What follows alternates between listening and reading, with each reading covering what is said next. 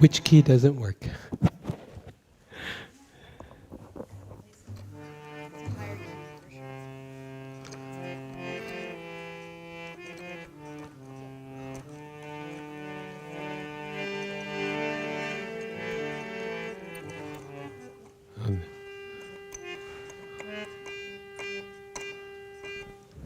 Found it. Okay.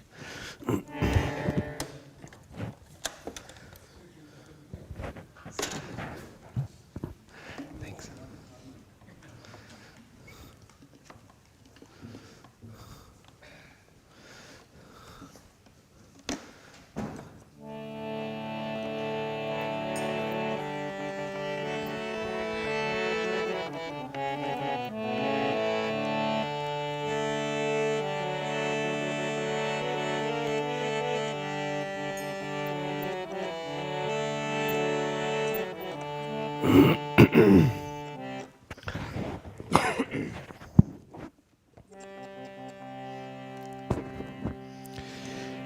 Namo Vishnupadaya Krishna Pristhaya Bhutale Srimate Bhakti Vedanta Swami Iti Namine Namah.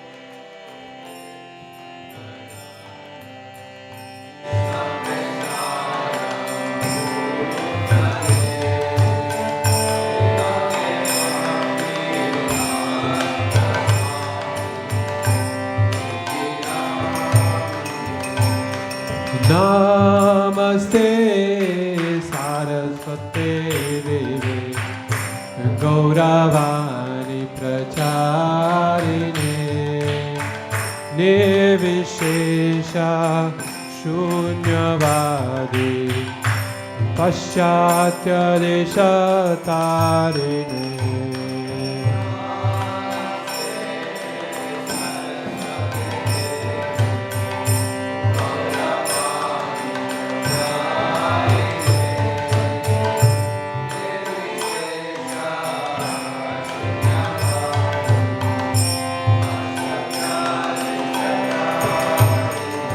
Jaya Shri Krishna Chaitanya Prabhu Nityananda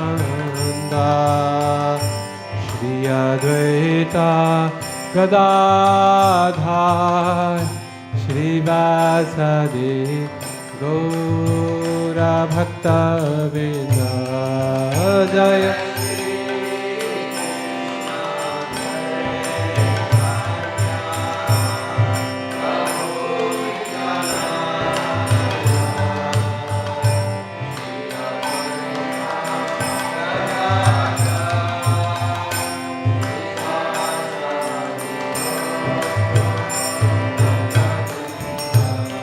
Jaya Shri Krishna Chaitanya Prabhu Nityananda Shri Advaita Gadadhar Shri Vasadi Gaura Bhakta Vrinda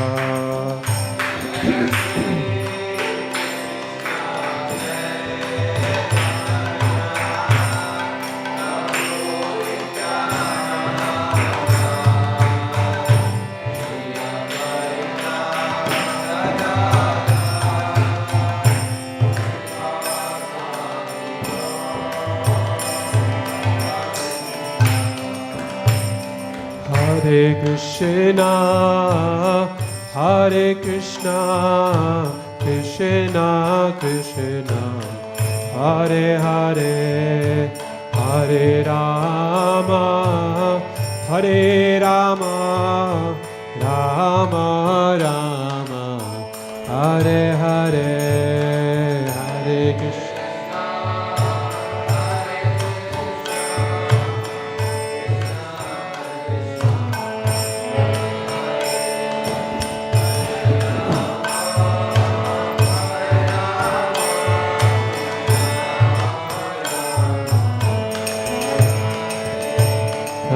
Hare Krishna, Hare Krishna, Krishna Krishna, Hare Hare, Hare Rama, Hare Rama, Rama Rama, Hare Hare, Hare Krishna.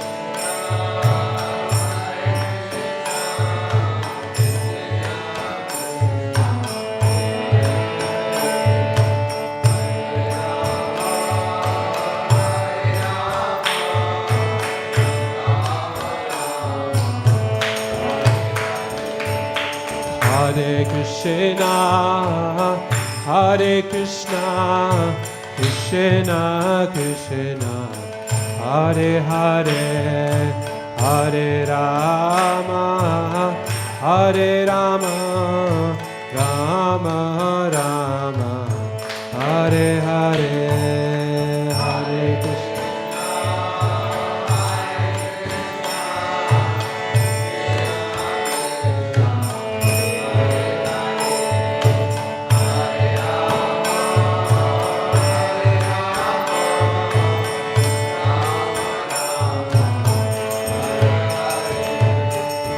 Hare Krishna, Hare Krishna, Krishna Krishna, Hare Hare, Hare Rama, Hare Rama, Rama Rama, Hare Hare, Hare Krishna.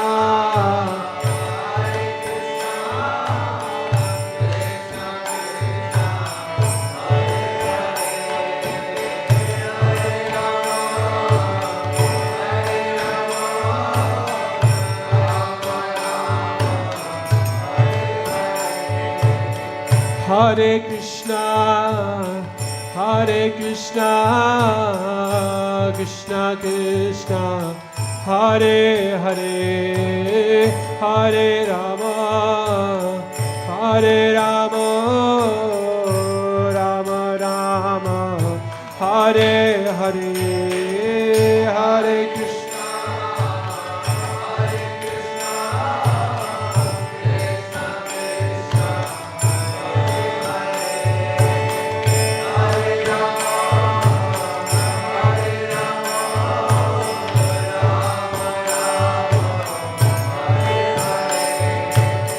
Hare Krishna, Hare Krishna, Krishna Krishna, Hare Hare, Hare Rama, Hare Rama, Rama Rama, Hare Hare, Hare Krishna.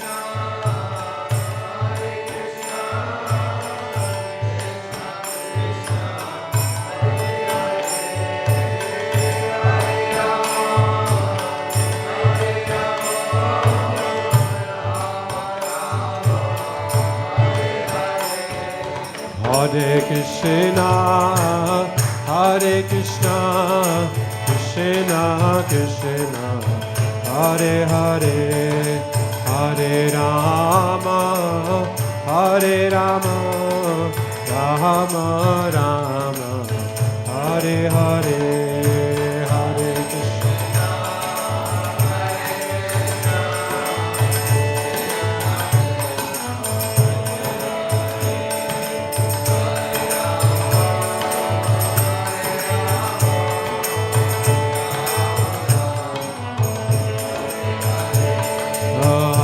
Krishna, Hare Krishna, Krishna Krishna, Hare Hare, Hare Rama, Hare Rama, Rama Rama, Hare Hare, Hare Krishna,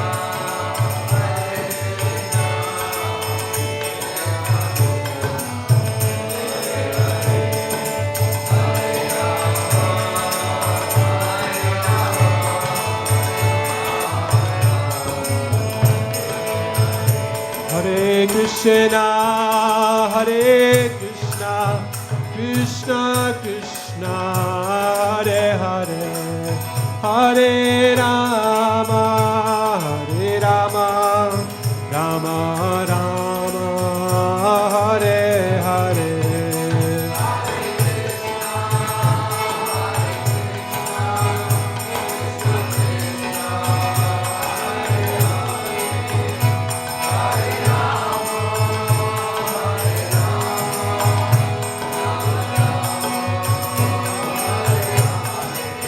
Hare Krishna, Hare Krishna, Krishna Krishna, Hare Hare, Hare Rama, Hare Rama, Rama Rama, Hare Hare, Hare Krishna.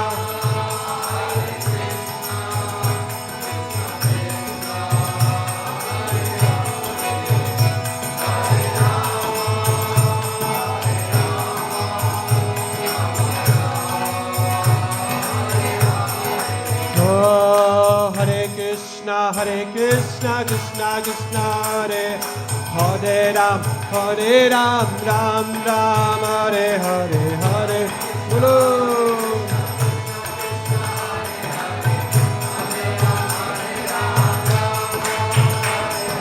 Hare Krishna, Krishna Krishna, Hare Hare, Hare Ram, Ram Ram, Hare Hare.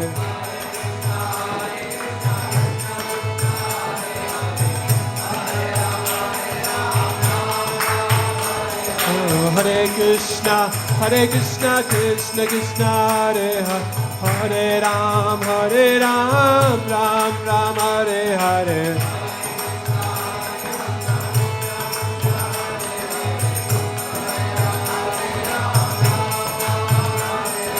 Hare Krishna, Krishna Krishna, Hare Hare, Hare Ram, Ram Ram, Hare Hare.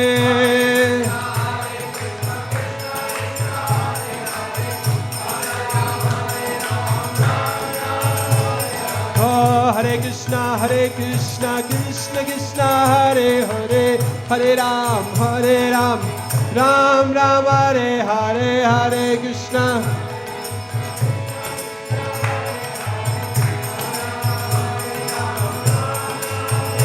Hare Krishna, Krishna Krishna, Hare Hare Ram, Ram Ram, Hare Hare. Bolo. Hare Krishna, Krishna Krishna, Hare Hare, Hare Ram, Ram Ram, Hare Hare.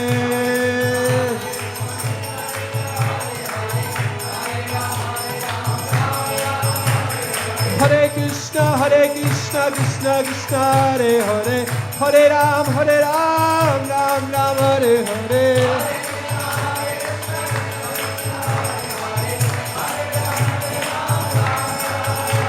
Oh, Hare Krishna, Krishna Krishna, Hare Hare, Hare Ram, Ram Ram, Hare Hare, Hare Krishna.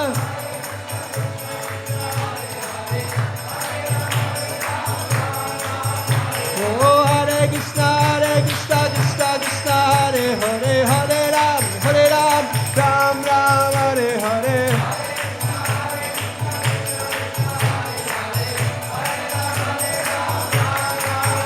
Hare Krishna,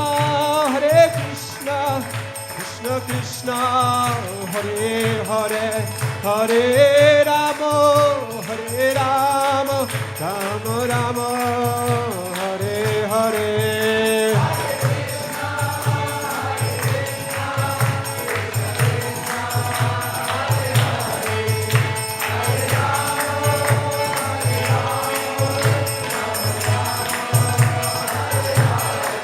Jaya Jaya Prabhupada, Prabhupada, Prabhupada, Jaya Prabhupada.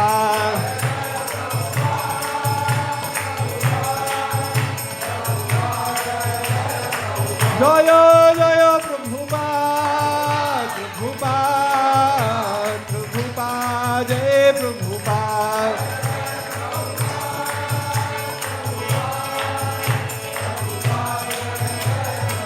Nitai Gaura Haribo, Haribo, Haribo, Gaura Haribo.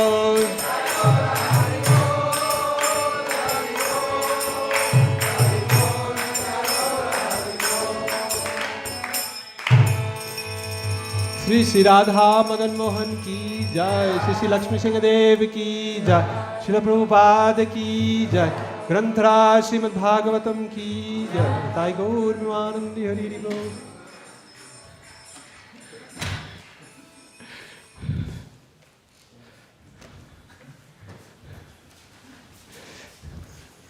Welcome everyone to the second day of presentations by His Grace Radhika Raman Prabhu. Radhika Raman Prabhu is an international figure in spiritual leadership, not only in academics, but also in the Gaudiya Vaishnava community, and most specifically in ISKCON, International Society for Krishna Consciousness. He was a child prodigy in writing and philosophy, and went on to get advanced degrees at prestigious universities in his adolescence, and went on to chair the department at various universities, where he's well liked, and not just a rising star, but a risen star in the economic community. What to speak of here at home at ISKCON of Silicon Valley, he's our life and soul.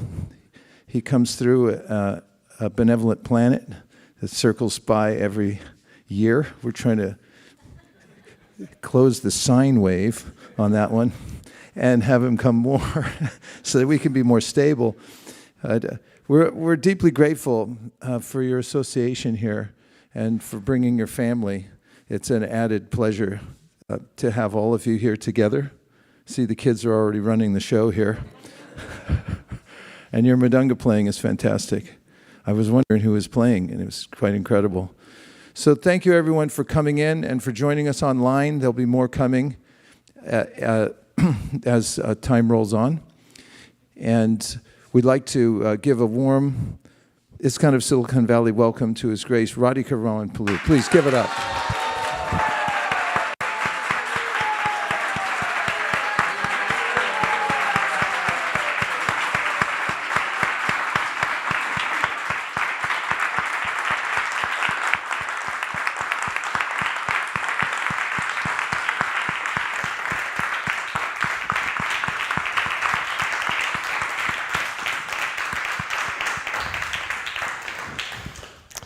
Thank you so much. Thank you for sticking with us for the third day, our third session, second day of the seminar. I think I've said this before in prior visits, but I think it's worth repeating that I truly, truly enjoy coming to ISKCON of Silicon Valley because, and I mean this when I say it, I gain much more than I could possibly give. Just thinking back yesterday to the monthly Sankirtan festival, the scores there were just so enthusing that it was enough to keep me going for a full year of inspiration in Krishna consciousness. And then I mentioned this to someone and they said, oh yeah, we do this every month. And I was like, okay, no wonder this temple is flourishing and so much excitement and enthusiasm. But what I particularly appreciate is the combination of real depth in study and understanding of Krishna consciousness and the equally matched enthusiasm to give it to others. I think that combination is such a rare one and such an important one to balance those two things. And it's difficult to find a place where they're balanced. Sometimes we're very eager to take in, but less eager to give out. And sometimes we're very eager to give out, but not so serious about taking in. And of course, those two things are inextricably connected. We can't do one without the other.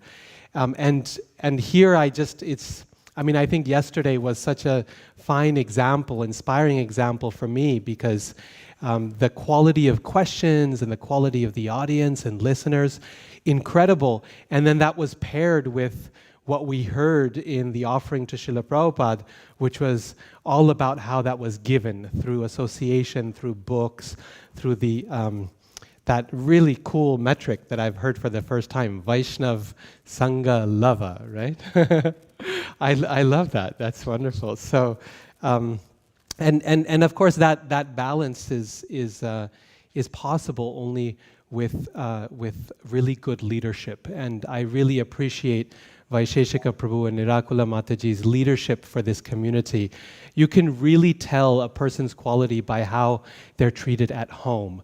Outside, we go and travel and so on, and people, we go for a little bit and leave and go for a little bit and leave. But where you live is where people know you, and just seeing the love and respect that everyone has for their leadership, and also their love and respect for all of you is just very, very inspiring and very filling of the heart. So I really do mean it when I say that I gain so much more when I come here than what I could possibly give to all of you. So thank you so much for these 2 wonderful days this weekend.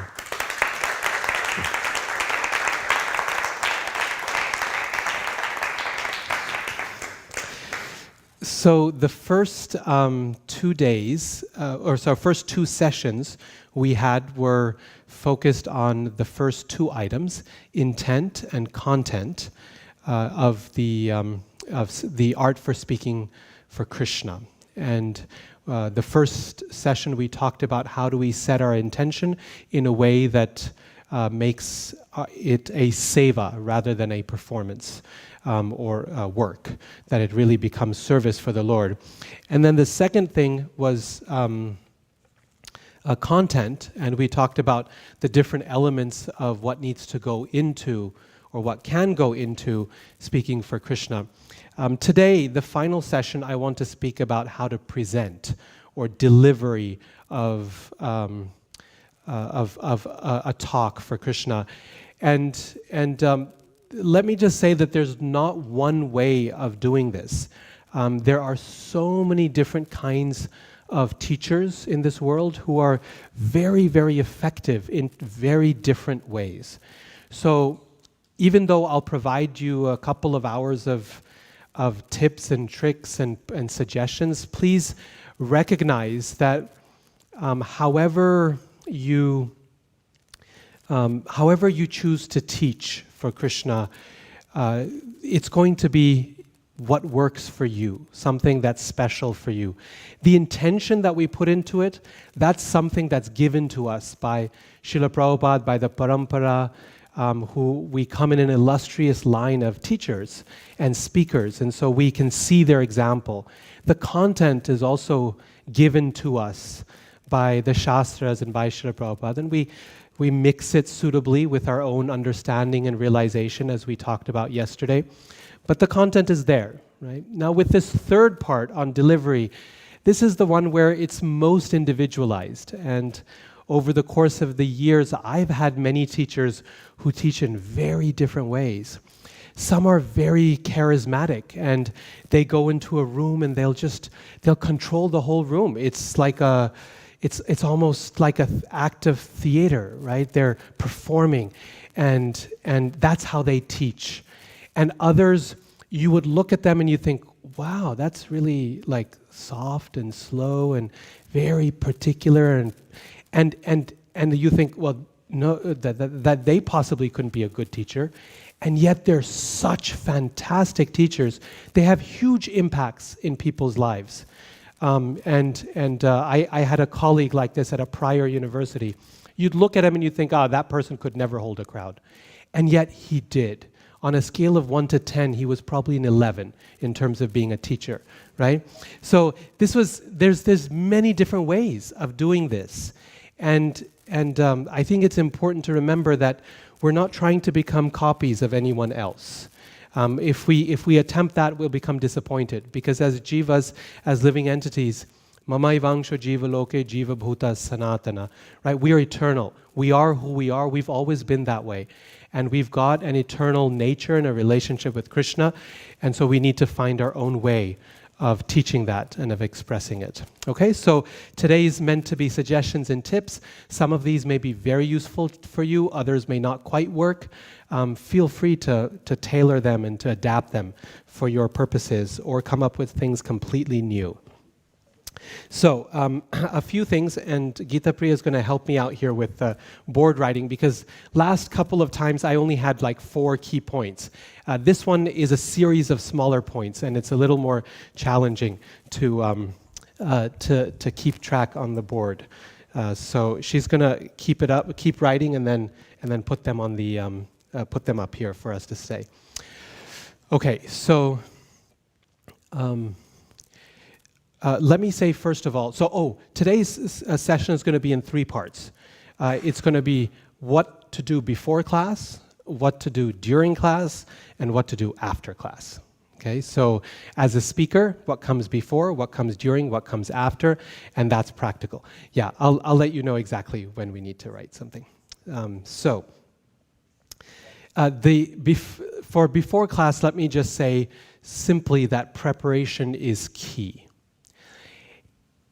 In my experience, if I have time to prepare and I don't take the opportunity thinking I can wing it. I've given plenty of talks. It doesn't go well, right? It doesn't go well. The effort we go into preparing it really does many things. One of the things it does is it sets our intention. It sets our goal. We think through our audience, what their needs are, what I want to say, all those things, the content that we've discussed yesterday, that all happens in preparation. On the other hand, I found that if for some reason I end up being asked to speak and I have 0 time to prepare, Krishna always helps. Right? He always helps us say something that is decent and appropriate. Right? So what I mean to say is that it's not that we can't ever speak without preparation. What I mean to say is when Krishna gives us the opportunity and time to put in some effort to do something nicely for him, we should take it, not thinking that I don't need to because, even for a talk we've given many times before, it's worth thinking through in our head, reading through our notes, even a little bit of preparation for something we've done many times. There's one course in the university, Introduction to Hinduism, that I've taught for now close to 15 years, over and over and over again. But still, going into class, it's important to spend even half hour going through your notes, thinking through what you want to say, and adjusting it, because you know your classroom, you know who's there, and their attitudes and needs are a little different than the previous class you taught. So your notes may be the same, but the audience changes, remember, and therefore our talk has to be adjusted. So preparation is important, and we should never think that, now I've come to a point where I don't need to prepare. I've never found that to be true, unless we're put into a circumstance where we genuinely cannot prepare. Krishna says, speak now, and you just got to do it, and he helps for that purpose. Okay, so how do we prepare? That's essentially the part 1 of today, okay, what comes before. So one cardinal principle for a teacher is to always choose clarity over erudition. Okay, you can put that down. Choose clarity over erudition. Anytime you have a choice of words, say between a difficult word like erudition and an easy word like learning, then you should choose learning. Right? Don't use erudition, because half your audience is not going to get what it means, right? So remember, this is part of that cardinal principle we talked about earlier, which manifests in so many ways. It's not about me. And if it's not about me, then how learned I appear has very little to do with what I'm trying to convey. The heart of it is I'm trying to convey something. So clarity over erudition. That's always the the heart of it. Second thing is that we choose one theme. Okay, you can put that down too. Choose one theme for the entire talk. Divide it into 3 or 4 sub-themes, and that's it, right? We don't have to cover a lot of ground, because what's the point? There's no way we can cover even a tiny sliver of what there is to say about Krishna, or about any subject, right? You choose one thing, and you examine it from every angle. You study it threadbare. So that when the audience leaves, they have something to take with them. That's the question we want to think of when we're preparing, is what's the takeaway for the audience? What are they going to leave with? What are they going to leave with in terms of their understanding? And what are they going to leave with in terms of their application? Both of those, we need to make sure that when an audience leaves, or when we're conversing with someone and we're done with the conversation, what have they understood and what can they apply? Both of those, there has to be a takeaway in each one of those categories. Understanding should be deepened, and application needs to be deepened as well. And so it's nice to prepare a class with the goal in mind, right? Rather than here's all the things that I want to cover, which quickly becomes like a maze, right? Say you're giving a class for Janmashtami, okay? You've been said, please speak on Krishna for Janmashtami. So what are you going to talk about? Vrindavan Leela, and then also Dwarka Leela, and we should cover his speaking of Bhagavad Gita, and also talk about chapter 10 and how Krishna is present everywhere, and we should talk about chapter 11 and Vishvarupa, and then maybe how Krishna is the source of the material and spiritual creations, which requires me to introduce Mahavishnu and the Chaturvyuha, and then there's so much, right? This is Janmashtami. It's the birthday of the one person who encompasses everyone and everything. No, we can't do that. We choose one theme, right? Just one thing, and examine it in detail. And make sure that when the audience leaves, they've left with that one thing. And that one thing can have 3 parts to it, or 4 directions of looking at it, but just one thing. Maybe 2, but not a whole lot, okay? Not a whole lot. We have to be realistic about what it is that we can actually cover, but more importantly, what we can actually convey, right? Because the measure of success is not how much you cover, but how much you convey. Okay, so number 3, you can put down, what's the takeaway? Okay, now, how do we put it together? Giving a lecture is telling a story. It may not be actually a story in the traditional sense of once upon a time, but it's a story. You're inviting your listeners to go with you on a journey. And therefore, the most important thing in preparation is not even the content. It's the transitions between one thing to another. You know, when you're telling a story, the measure of success that your storytelling is good is when people in the audience, whoever you're telling the story to, even if it's in bed with one of your kids, right? It's and then, and the word then is what? It's a transition word. It's indicating what happened then. How do we move to the next point? Because I can't wait until we get to the next point. And so that transition,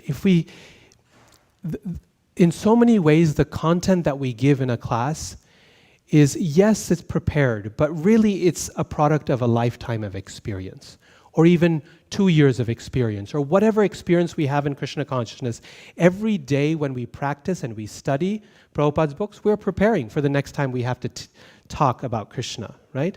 Because hearing, Shravanam, leads to Kirtanam. So every time we're hearing in Kirtan, in class, we are preparing for Kirtanam, to glorify Krishna, to speak it. So in some sense, we're always preparing content. When you prepare a class, you're going to offer what you know about Krishna. Whether it's a little or a lot, we just offer what we have. But often what trips us up is the transition. How do we pull the audience from one to another, and to another? So, again, let's go back to that Janmashtami class. You think, what am I going to say if I want to speak about Krishna for Janmashtami? Say we have 30 minutes for a Janmashtami address. Well, in terms of content, remember, as it is, right? We try to follow in the parampara.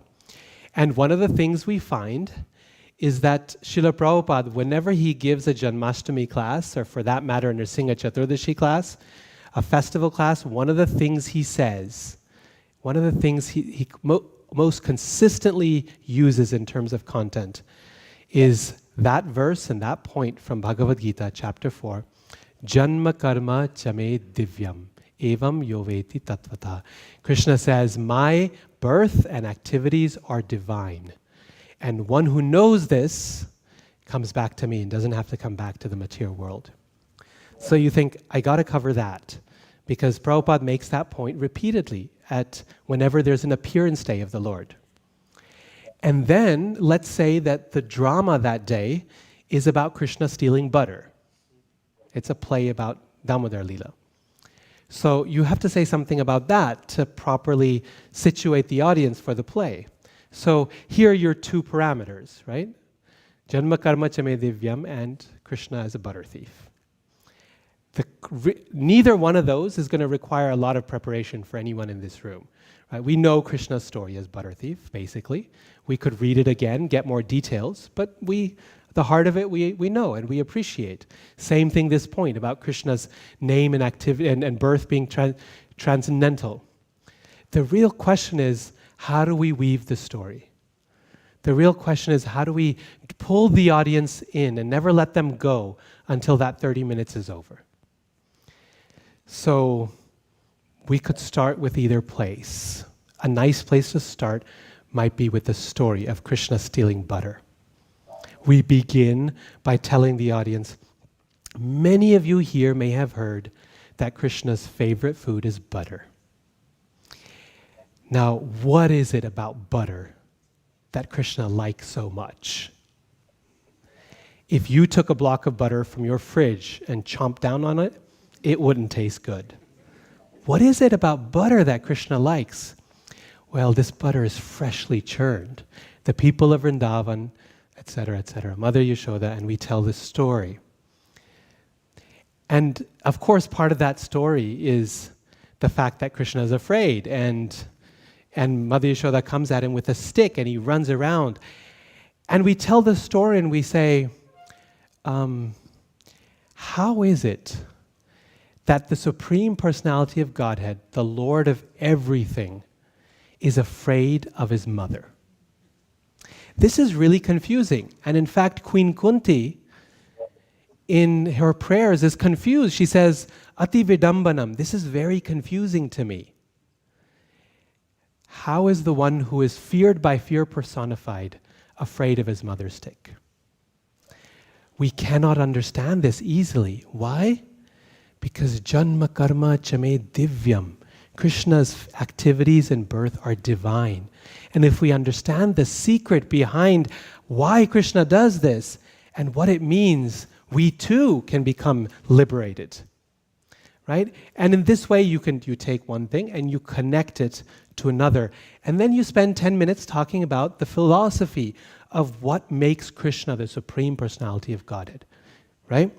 So you could do it in the other direction. You could start with Janma Karma Chame Divyam and lead to the butter thief. But my point is, the key is the transition, the storyline. How do you get your audience from one to another. And so think of a theme, think of a couple points that you want to make, take a theme, divide it into 3 or 4 points, but then find the thread that connects them and memorize the transition, not the content, the transition. How are you going to get from one to another? And if you do that, then your audience will come with you. It'll become, and then, it'll become that kind of experience, and they'll follow you on that journey, and that's what we want. One of my most challenging experiences in this regard was once when it was one of these quirks of the lunar calendar where Deepavali and Govardhan Puja ended up on the same day. This was some years ago. And they ended up on the same day. And the temple I was at, the devotee said, please give a class on both Diwali and Govardhan Puja, because there's people here who are primarily here for one or the other. So make sure you cover both. And I'm thinking, what do I do? Like, one option would have been, so today's 2 occasions put together. Here's the significance of Diwali, and also today's Govardhan Puja, and here's the significance of Govardhan Puja. But that's essentially 2 classes, and they're kind of awkwardly stuck together. And one is about Ram, and the other is about Krishna, and one is about welcoming the Lord home, and the other is about Krishna lifting a mountain. It was tough. How do I make it one class, right? One thing. So this one took a lot of work because it wasn't easy to find the transition. But in the end, then I settled on this this verse that Lord Ramachandra says. It's quoted in Chaitanya Charitamrita. Sakrideva prapannoyas tavasmiti chayachate abhayam sarvada tasmai dadam yetad vratam mama. Lord Ramachandra promises that if one comes to me and says even once, I am yours, I promise to give that person protection for their entire lives, every day of their life. And I thought, this what's the best example of this verse? It's Krishna lifting a mountain to protect his devotees, right? So I told the story of Lord Ramachandra and when that verse was spoken. It was the verse itself was spoken at a very nice time. Vibhishan was coming to surrender to the Lord from Lanka, and all the monkeys were really afraid, nervous, because this was the enemy's brother, and they didn't know whether to trust him.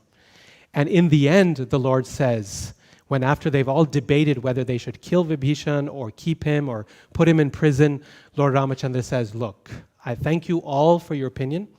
I appreciate it, but I've made this vow a long time ago. If someone seeks shelter and says, even once I am yours, I take that at face value. I give them protection for their entire lives. Doesn't matter whether they're the enemy's brother or not. In fact, the only person, everyone gives an opinion in this situation. All the monkeys say. Some say kill him, some say imprison him, some say etc. Only one person advice matches the Lord's mindset, and that is Hanuman. Hanuman says, no, I think we should accept him. And the Lord agrees. He says, yes, this is my vow, right? But the best example of that vow, or one fine example of that vow, of the Lord's protection, is the fact that he's willing to lift a mountain to protect his devotees, right? As they say, love moves mountains. So anyway, that was kind of the transition from Diwali to Govardhan Puja in a single class. Again, the point is, we find the storyline, right? We find the storyline.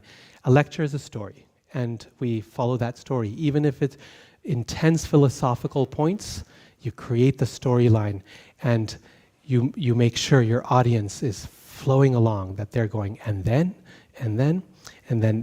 things go well. So, a lecture is a story. Let's or find the story, either way.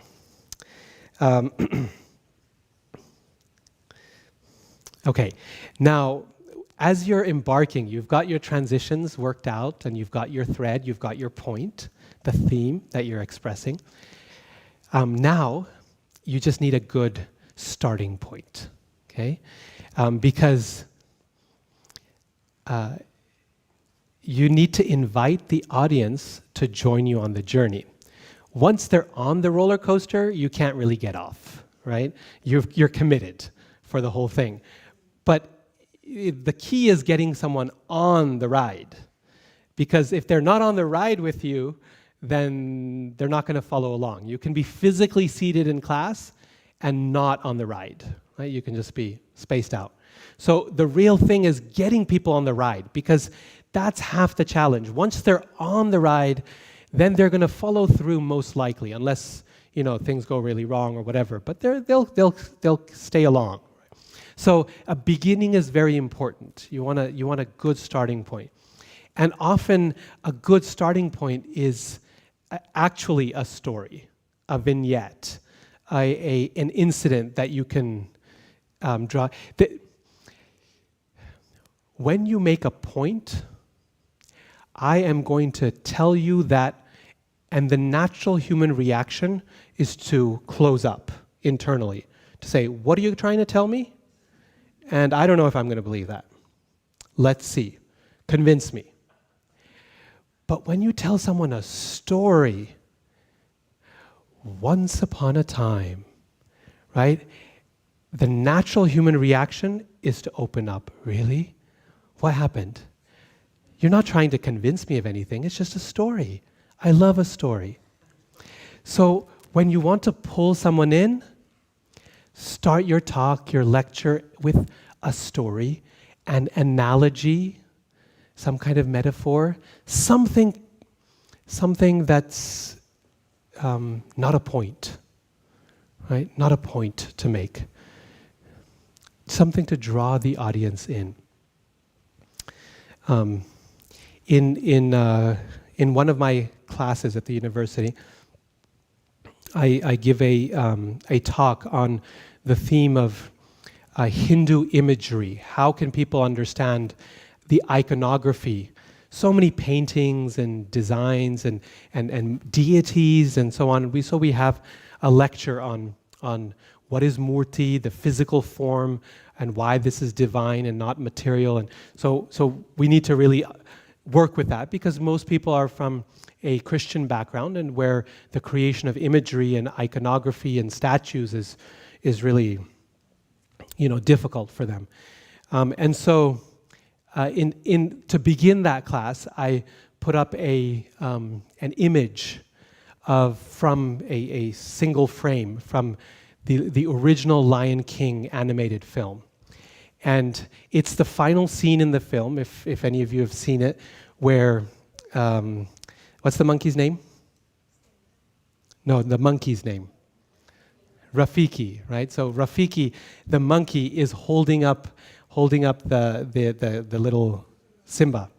He's holding up Simba, right? So at the very end, he's holding up Simba over this mountain peak to present the new king, the heir to the throne, right? So this little kid, or it's Simba's child, actually, Simba's child, right? He's putting it up here and saying, here's your new king, and all the animals are assembled below, and they're hailing their new prince, okay? So I put this, and everyone in the class, they know this film. They've watched it 100 times. So I put this up, and I say, okay, so imagine I don't know what this is about. I've never seen this image. I've never watched the movie. I've just arrived in the United States. Okay? Let me interpret for you what's happening here. This monkey is an evil guy who's captured the king's child, and he's ready to throw him off this cliff and kill him. And all the animals down below are up in arms, screaming and hoping that their prince or this animal doesn't die. And everyone goes, that's completely wrong. I say, that's totally wrong, right? But I justify it by looking at what's happening there. And I say, this is how I'm reading this image, right? This is my explanation. Why? Because I'm coming from a place of complete ignorance. I don't know what the story is about. I don't know the context for it. I don't know American culture well, so I'm completely misreading it. Then I shift that image to one of Lord Nrsingadev with Prahlad and Hiranyakashipu on his lap. And I say, now you read that image. What's being said here? And they say, well, it's a demon. Right? Someone evil tearing apart someone else. And there's this kid who's horrified. And, of course, it's a misread. And I say, exactly. This is completely wrong. And the reason is because reading an image takes as much work, maybe more work, than reading words off a page. You need to, just like you need to learn a language to read the words, you need to learn a visual language to read an image. And when you look at a statue in a Hindu temple, you think, the golden calf. This is idolatry. This is terrible. But no, this is not how the worshiper is seeing that image. You have to get into the eyes of the person who knows how to read the image. So let's read this image together, right? And then I tell them the story of Lord Nrsingadev. And then we talk about idolatry.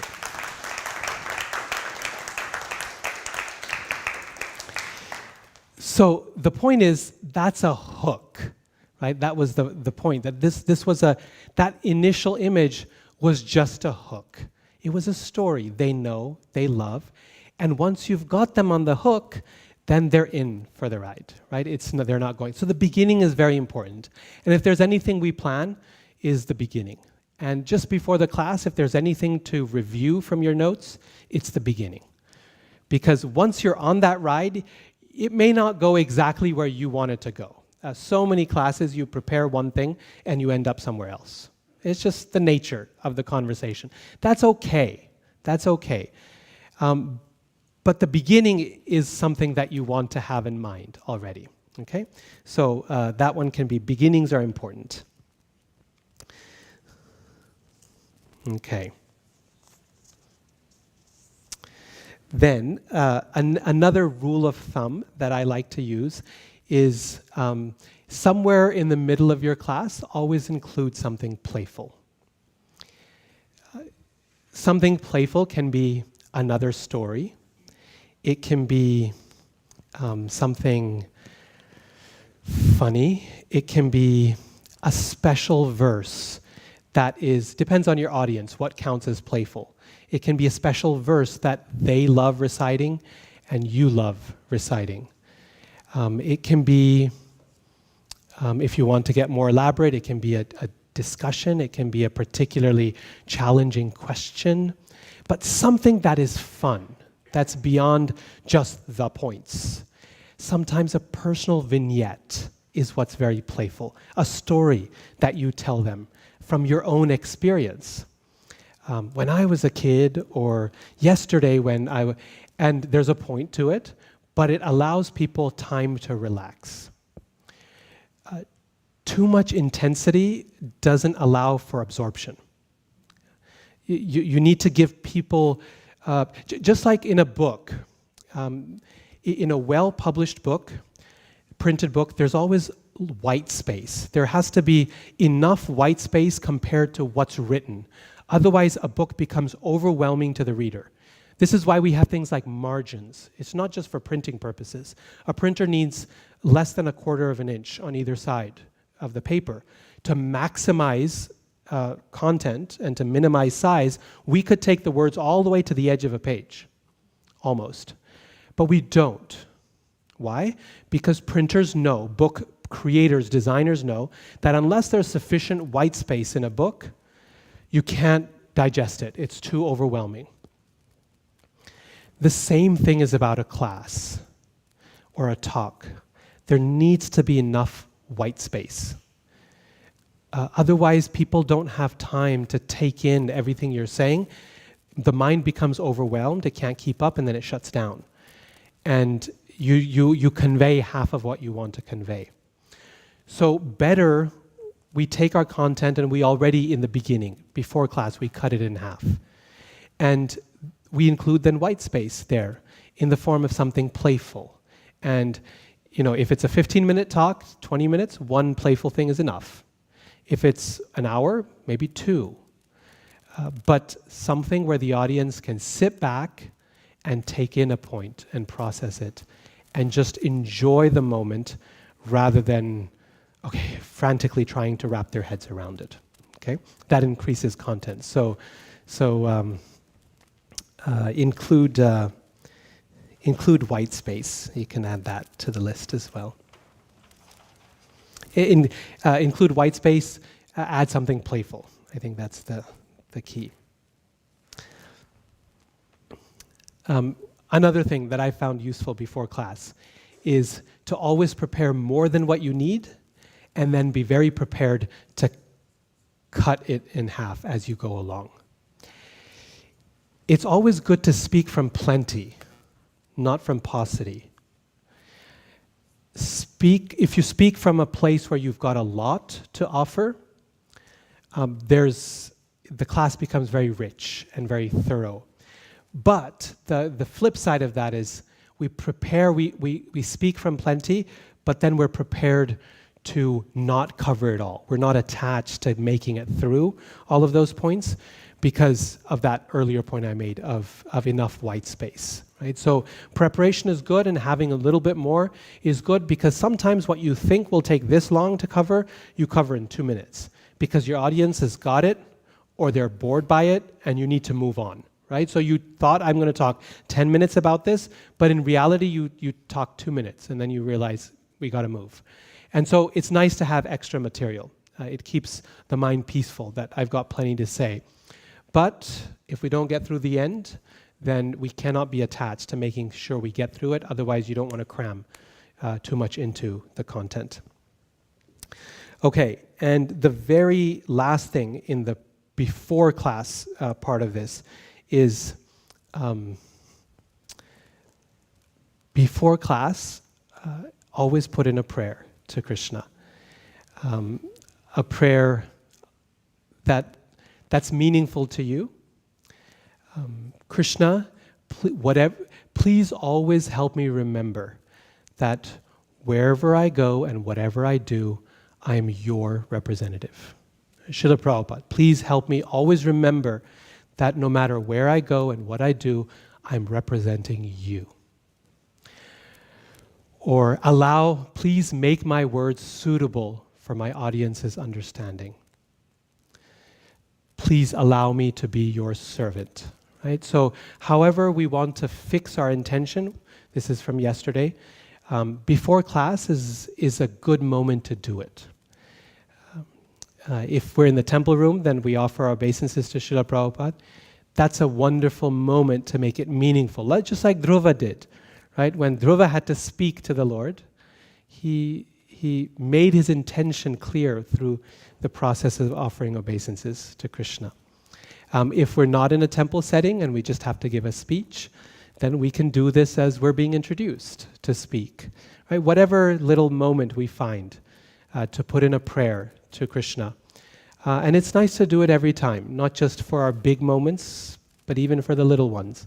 Because we don't know. Impact is not proportionate to audience size. Right? Impact is not proportionate to the length of the speech or to no material factor, actually. Devotional service is not controlled by any material factor. It's independent of it. And so we might be in front of 3 people, and they may be the 3 most important people in the world, right? And that impact that prayer is crucial in order that we reach them properly. So this is before the class. Oh, did I get the last point? Put in a prayer. Yeah.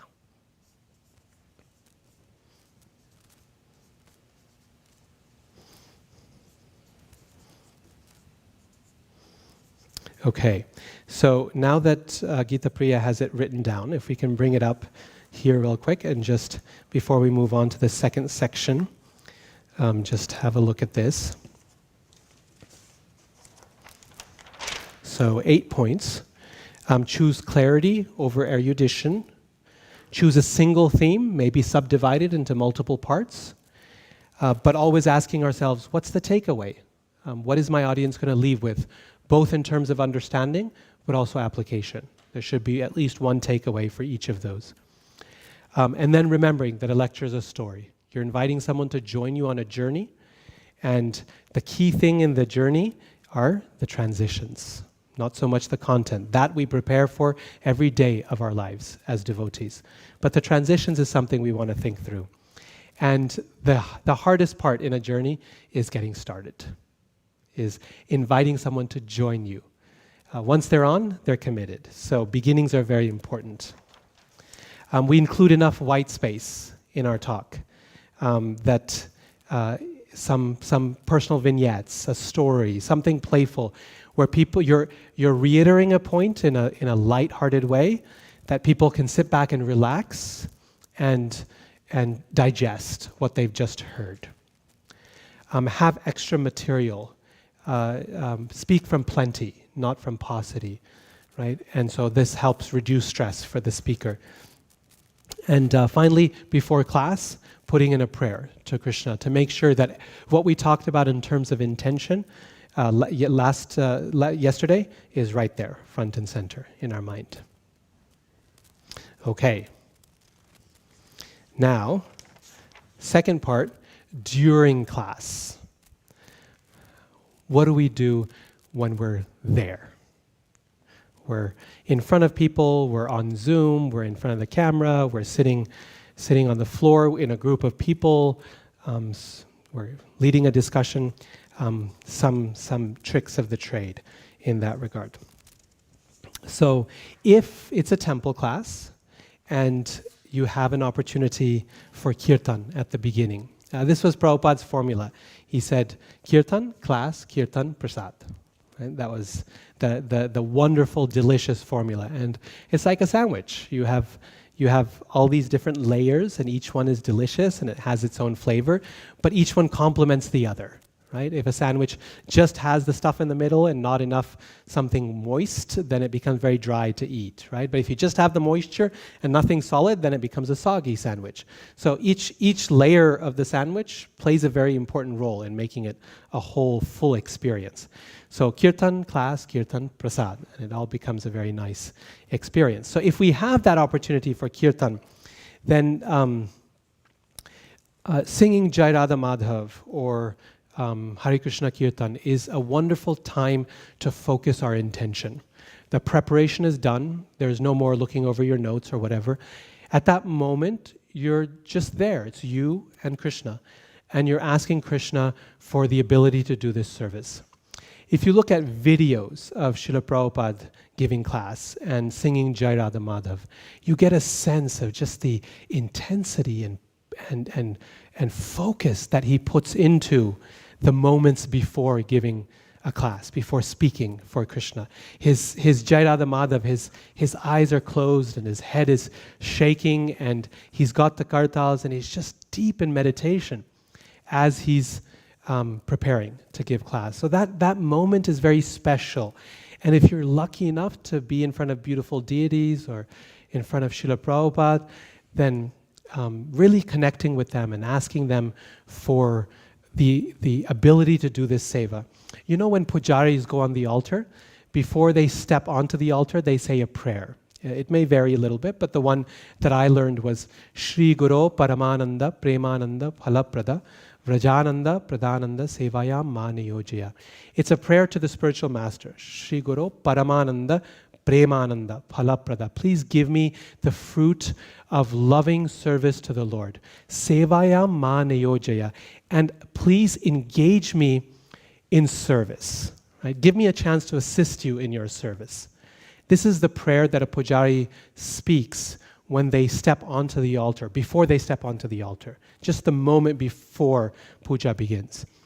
And so it is for someone doing, just like it is for archanam, so also it is for kirtanam.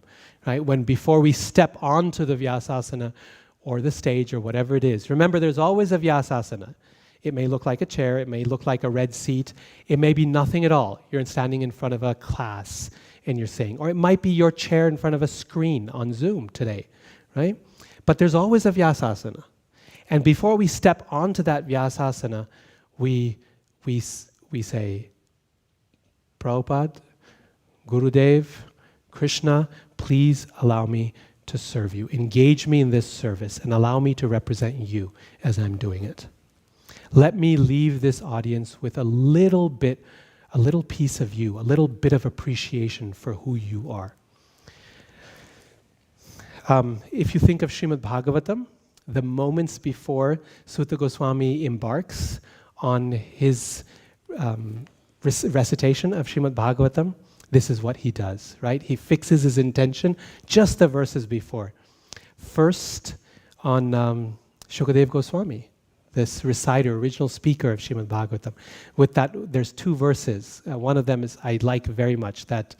How does it begin? Yam pravrajantam manupetam apeta krityam. Yam pravrajantam manupetam apeta krityam. Dvaipayano virahakatara ajuhava. Dvaipayano virahakatara ajuhava.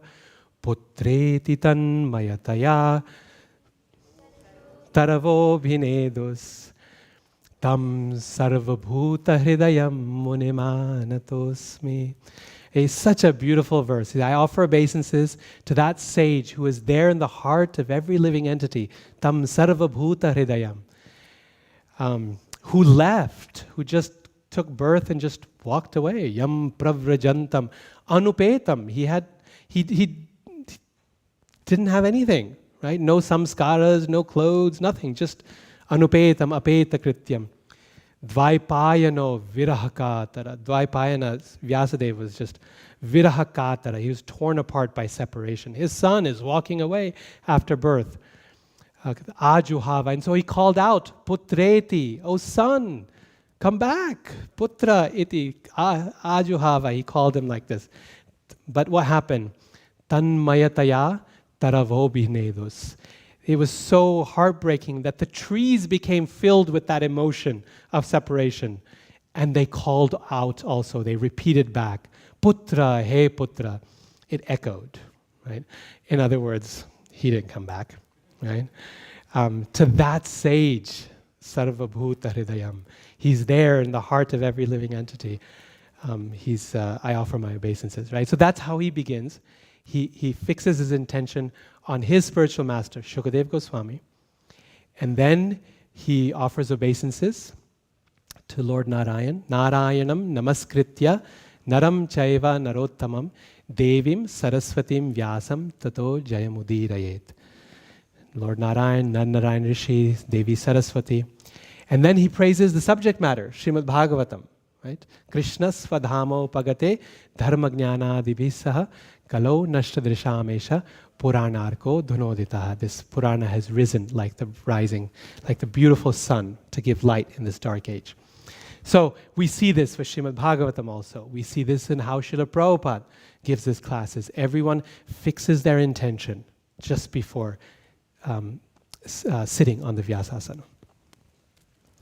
Okay, so fixing our intention. Okay, second thing, during class, remembering during class, a lecture is never a lecture. It's always a conversation. Even if you're the only one speaking for an hour, it's still a conversation. If we remember that, then we will pull the audience in to our lecture, right? What does this mean? It's always a conversation. When you're having a conversation with someone, what are some important things that you want to do? In fact, probably the most important thing in having a conversation with someone is to make eye contact, right? This signals so many things in human culture. One of the things that signals eye contact is trustworthiness. If you make eye contact with someone, it signals to the person that I can trust them. If you look away constantly, it means they've got something to hide. This is how we interpret it, whether we like it or not. When they give you media training, if you attend a ISKCON communication seminar, right, they'll tell you, when you're speaking to the camera, look into the camera. Don't look away, don't look there, because it signals to the audience that you're looking for an escape route. You're unsure. You're either unsure or you're dishonest. One of the two. And the second, of course, is the worst if you're trying to convey something to a public audience in a media setting.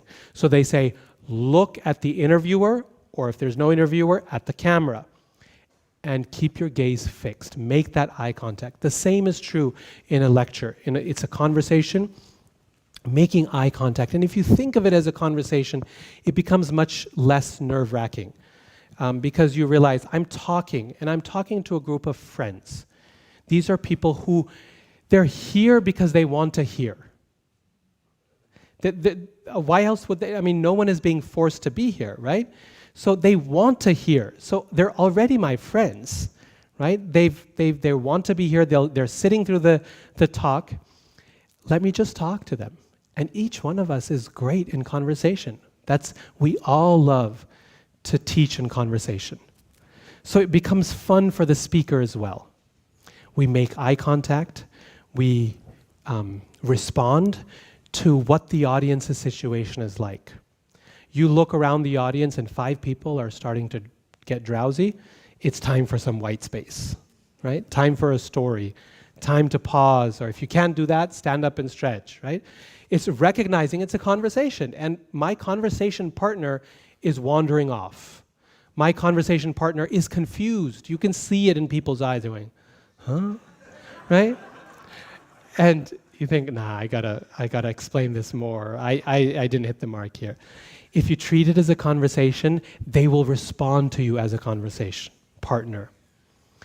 And one of the biggest gifts, this is not from the perspective of a speaker, but one of the biggest gifts you can give to a speaker is to be a conversation partner during the lecture, right? To make that eye contact, to give the head nods, to look confused if you are confused, right? To be surprised, to be happy, to laugh along. That all, there's few things that inspire a speaker more than to get that response, which is why Zoom classes with the videos turned off are really so difficult, at least for me. They're very difficult because it's just a one-way thing, you know? You're recording something and it's not, there's none of that return. So it's a conversation. But the most important way we can make it a conversation is to put ourselves into the class. By this I mean, when we come to speak about Krishna, we bring our whole person there. We are present there, and this can mean by telling the audience a little bit about yourself, or including a story about yourself, or sharing your experience in personal terms. I try to listen to a class of Srila Prabhupada regularly, and one of the things you notice is how often he does this, how often he'll make it a conversation with his audience. He'll pull the audience in by putting himself into the class. So last week I was listening to one lecture Prabhupada was giving, and he was talking about how human beings and animals have 4 things in common, right? Eating, sleeping, mating, and defending. And explaining that we're actually no better than animals unless we've got some higher spiritual goal. And making that point by showing how similar we are. And he said, just like you may have some experience of this, that in biology class, to teach us human biology, they cut open a frog, right? Now this is, and by looking at the parts of the frog's body, you can understand the human body. And he's clearly speaking this from something that he knows well, right? He was a pharmacist, and he was a chemist, and he understood this world. And likely, most people in his audience have had some high school biology or college biology, or they've heard about this, right? And right away, he was able to take this theoretical idea that we are similar to animals and make it really real by sharing something from his own experience that connected with the audience's experience, and at the same time introduced some white space into the lecture, introduced a little moment where from that talk, that's the thing I remember the most, is the fact that Prabhupada explained our similarity to animals by using the analogy of cutting up a frog in a biology course. So making it a conversation, bringing ourselves into the class, not leaving ourselves out. Okay, I'm the teacher, you're the student, and here's the information coming at you. When we create that stance, then the audience feels diminished, right? They feel like they're not part of the experience with you.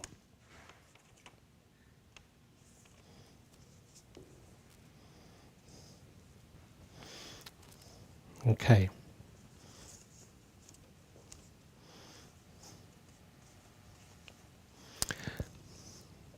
Okay, sorry, I have not been keeping up with you.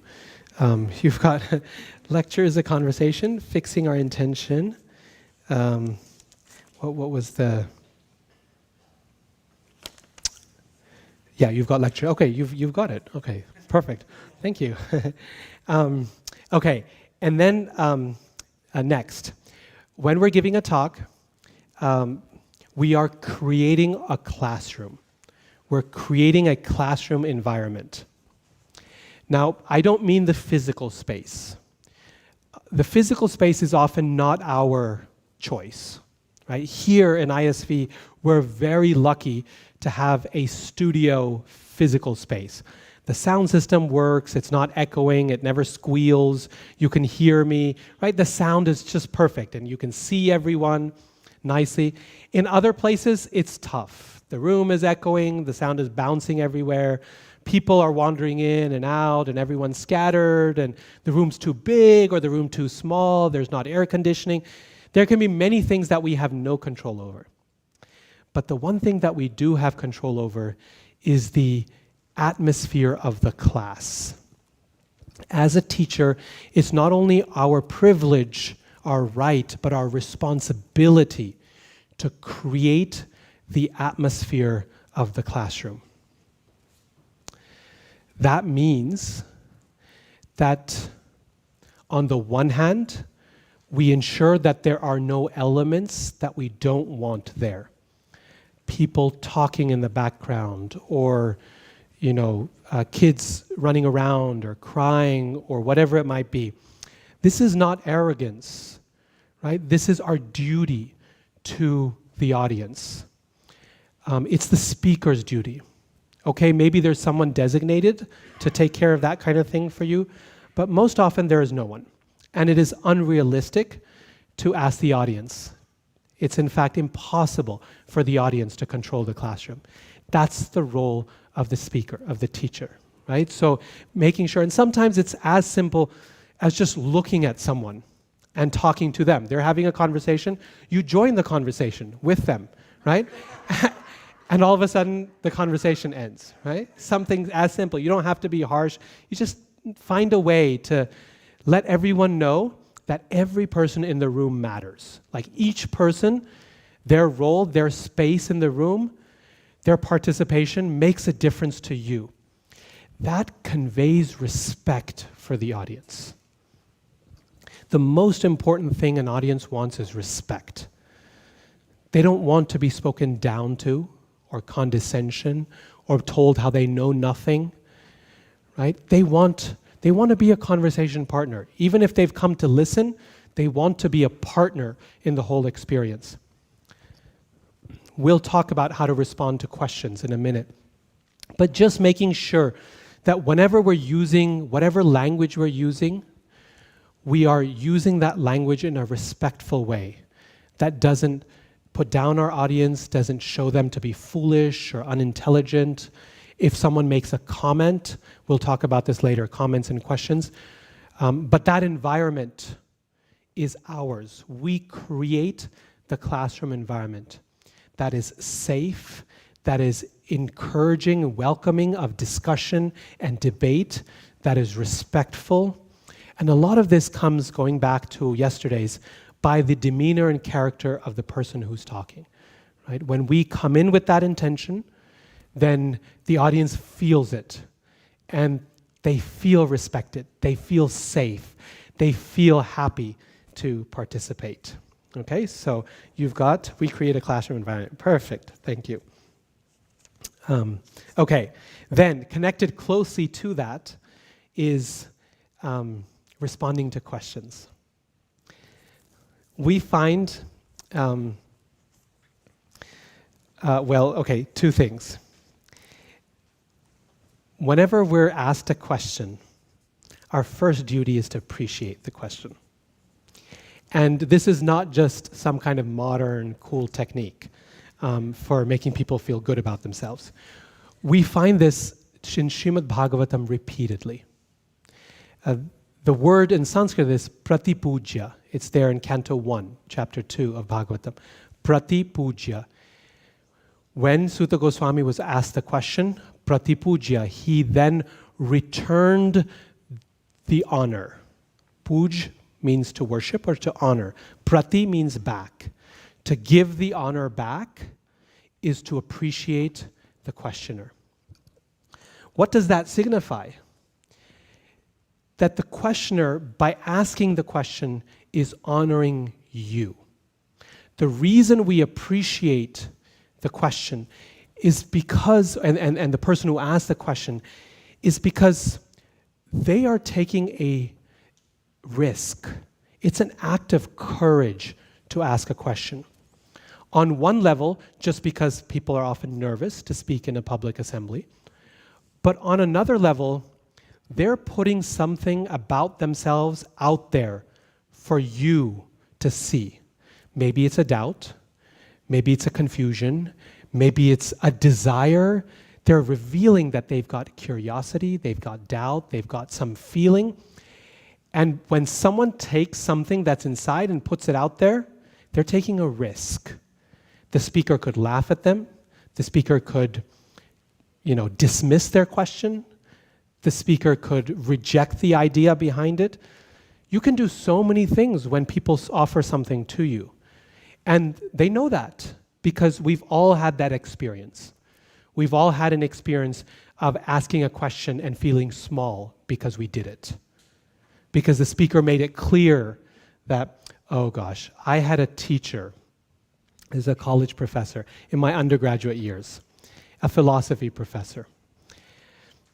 I was in his class, third, fourth day, something like that, and a student raises his hand and says, "Professor, this might be a stupid question, but," and he says, wait.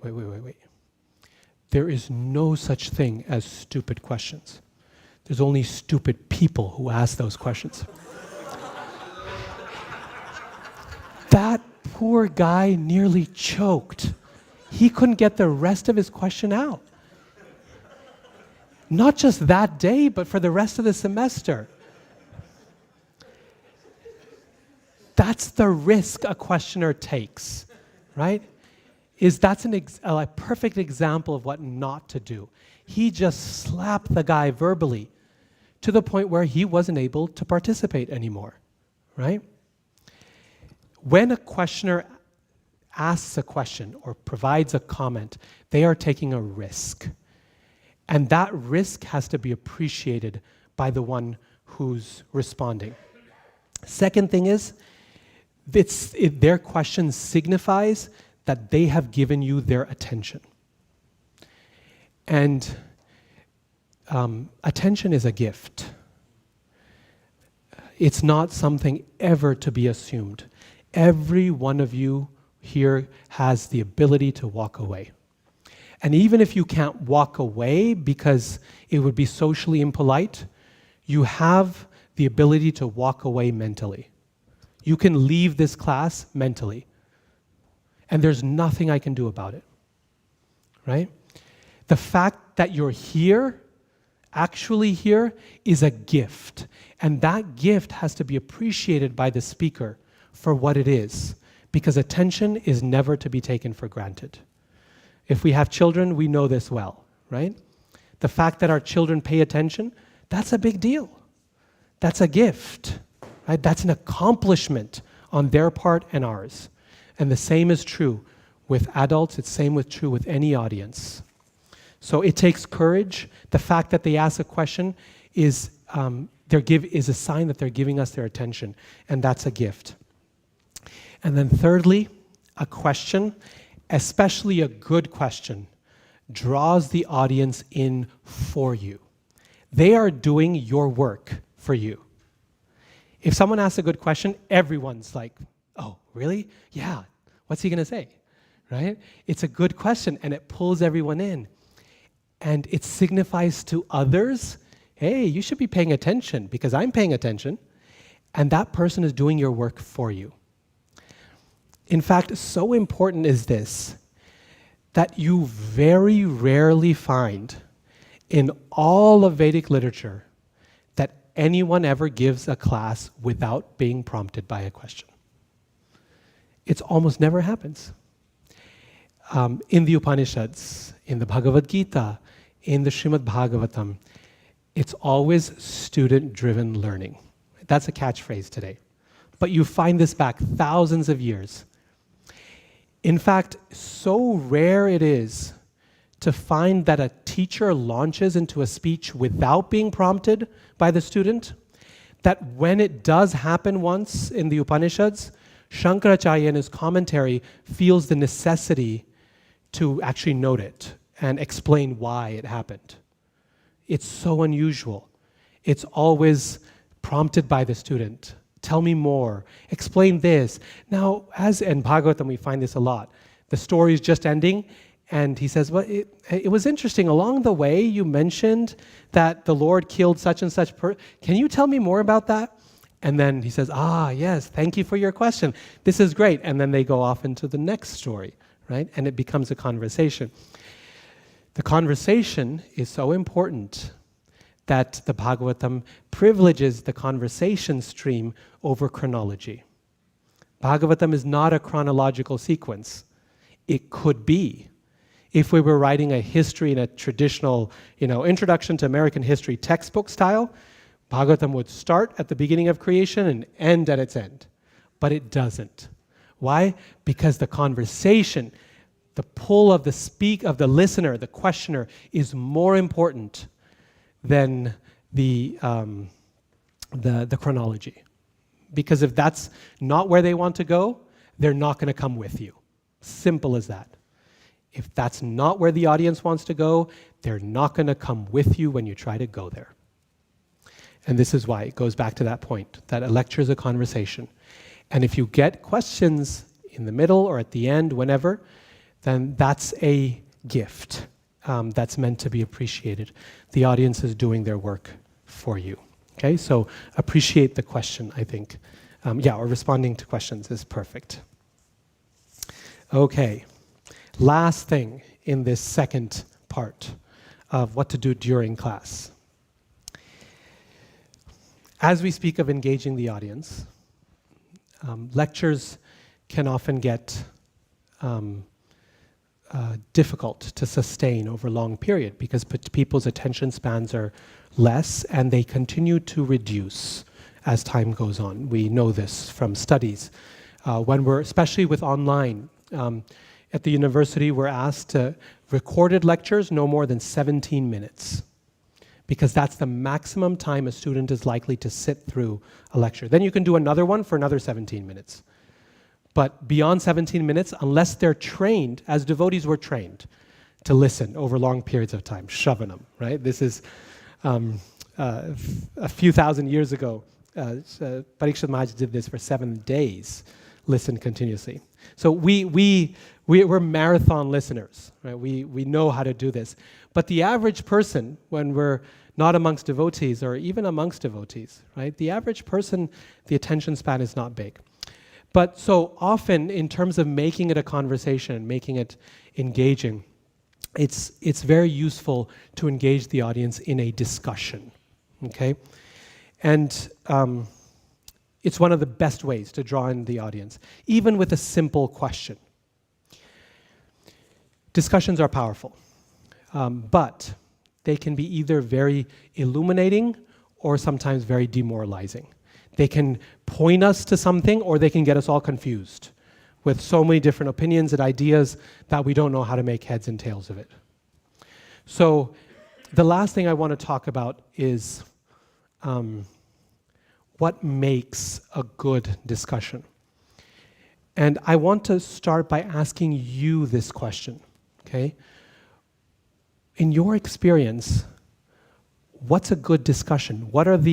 If you think back to a discussion that you've had in class or in school or with just a group of devotees, what makes a good discussion? When have you been really enthused by a discussion led by a teacher?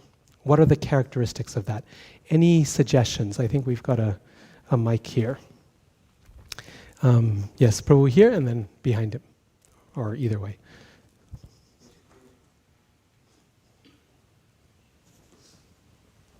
There should be a beneficial takeaway from the discussion. Excellent, very good. So you've kind of started at the end, which is perfect, is to say, from a discussion, there needs to be a takeaway. Unfortunately, what happens often in discussions is that you get a lot of good ideas thrown around and a few not so good ideas, and then at the end it's like, okay, wonderful, thank you all so very much. And like, oh, what? How do we put that together, right? So it's the responsibility of the teacher in the situation or the speaker to say, okay, so we saw 3 key things emerge from this.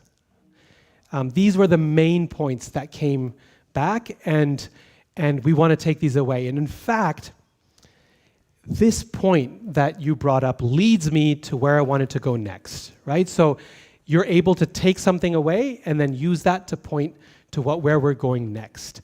The audience then feels that the discussion was part of their journey and not just a thing off to the side, right? So it's even in the discussion, you don't lose the storyline. You're on that ride, you're on the roller coaster ride. This is one part of it where you pause for some time, when the roller coaster goes up and then it stops for a little bit. And it's that moment where you can introduce some white space, some time for people to reflect, but the takeaway is crucial. Excellent point. Yes, Prabhu. I think it's on. Mine is specific to question answers. It becomes very fulfilling when a question is asked and the answer is given to that question, but something more is also added. And that just feels so, if someone is asking question immediately, then you know that, okay, something more, not just the answer will be question, it will be answered, but something more also will be added. So just. Okay, wonderful. Excellent point. Very, very good. So when someone is adding something to the discussion, a question or a comment, it's always important to reaffirm what's being said by them. Even if it's wrong, we find a way to find something right in it, to respect that person and allow them to save face. If someone says something, you say, no, that's wrong. According to Bhagavad Gita, Krishna says exactly the opposite of what you just said. That person, you're going to win the argument because you're the speaker. You have a privileged position, right? So there's no competition here. But that person, you've lost them, right? They're not going to listen to the rest of the class because they've just felt humiliated. They feel so embarrassed they want to hide in the audience somewhere because they made a wrong point. So even if something is wrong, find something in it that reflects truth. Point that, and then say, well, in addition to that, we might think about how, so someone says, you're talking about how human beings and animals are very similar. We're all eating, mating, and meeting, sleeping, and defending. Right? We're all doing these things together. So therefore, we're very similar to animals. But human beings have the capacity for spiritual life, or for compassion, or for higher things. And someone stands up and says, well, actually, I think animals are capable of spirituality too. And I'll tell you the story about my dog. We were talking about this the other day at lunch. And so you think, well, okay, there's 2 options here. I could say, no, you're wrong. Spiritual capacity is only present in human beings. It says manava, Durlabha janma, right? The human body is rare. Or you could say something to respect their point and then add that, right? You could say, actually, this is why it's so important that every living entity is a spark of Krishna, because the spirit soul has the capacity for spiritual life to love Krishna, intelligence, all of it, even in a cockroach. What to speak of an advanced animal like a dog, right? And we can see this, we can experience this. And yet, they're not able to express that fully, like we are. And we have the capacity for spiritual life to ask questions, who am I, right? So we start by accepting something that there's a few instances where someone is saying something that is totally offensive or, very, very poisonous. And we may, in the interest of keeping the classroom, have to shut it down. That happens. But in my experience, it's very rare. Most people who are there because they've placed their trust in you. They want to help out in the discussion. They're not looking to derail it. And if you see that sincerity, but the point itself is mostly wrong, find a flicker of truth in it, and then add to it. Okay? If the point is already good, which is I think the scenario that you were speaking of, Prabhu, the point is already a good one, or the question is a good one, then extending it further is wonderful, because it makes that person feel like, wow, I opened a door to something really good, right? That was actually a very thoughtful comment. And you've boosted the audience, you've lifted them up, and that's the job of the teacher, is to lift up the student. So, excellent point, right? Your point first was, which one? What are the takeaways? And then the question of how do you respond to the comment? How do you build upon what someone has said? Whether it's a mostly incorrect or mostly correct statement. Excellent. Yes, Prabhu in the back, and then Hari in the front. Hare Krishna, Prabhu. So, Prabhu, sometimes I've found that starting the discussion itself, starting your speech itself with the discussion helps in warming up the audience, and it brings a parity on what is being spoken and emphasis that you are an equal partner in this journey. Yes, excellent point. A brief discussion or even a simple question to the audience can serve as an excellent introduction, as that beginning. I was talking about how the beginning is important. It can be an excellent beginning that invites the audience to join you on the journey, right? And creates that conversational environment in the classroom. Very good. Hari?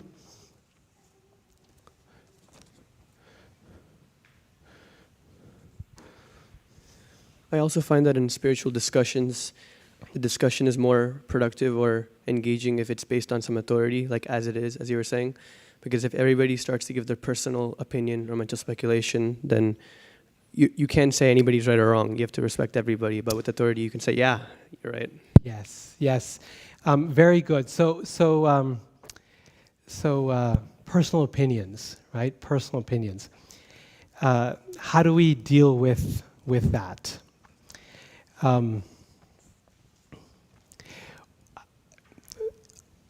I find one of the nicest ways to model the importance of speaking from authority is when someone gives you a comment, you find the truth in that comment, and then explain what Shastra says about that. In fact, that point is really interesting because in Bhagavad Gita, Krishna says something really similar to that. And it does two things. One is the person feels very validated, but secondly, you've just modeled the type of behavior that you want them to engage in, which is if you're going to come up with a point, think through what is the basis, what's the authority behind my point.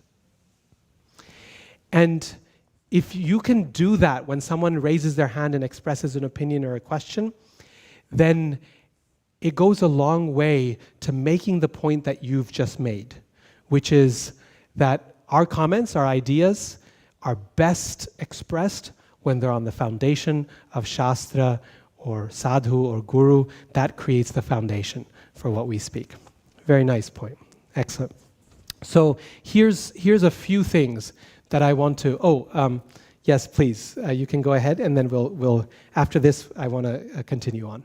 I have it, Prabhu. Hare Krishna. Yes. Hare Krishna. Hare Krishna. In my experience, I have seen that open-mindedness among the audience as well as the speaker, that helps a lot in a good discussion. Yes.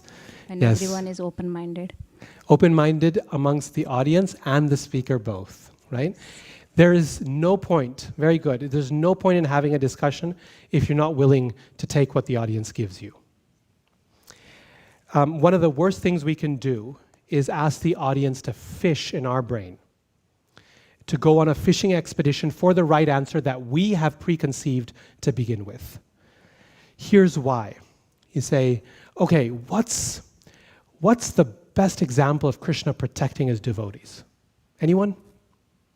What's going to happen? You've got the best example in your mind, and someone's going to say Govardhan Leela, and someone's going to say Nanda Maharaj was protected by Varuna, from Varuna, and someone's going to say Arjun on the battlefield, and someone's going to say something else. And each time they say that, you're going to say, yeah, good example, but not quite, right? Next. And you just go around the room basically telling everyone that they missed it. They missed the question. They got it wrong. And that's the best way to kill a discussion, right? Because what you've asked people to go is on a fishing expedition. Unless you know the audience very much knows, like that challenge would be something they're up to. Oh, what's the verse in the Gita where Krishna says that I guide them from within the heart so they can come to me? You know your audience, half of them know the verse. Great. They'll get it and they'll feel a sense of success.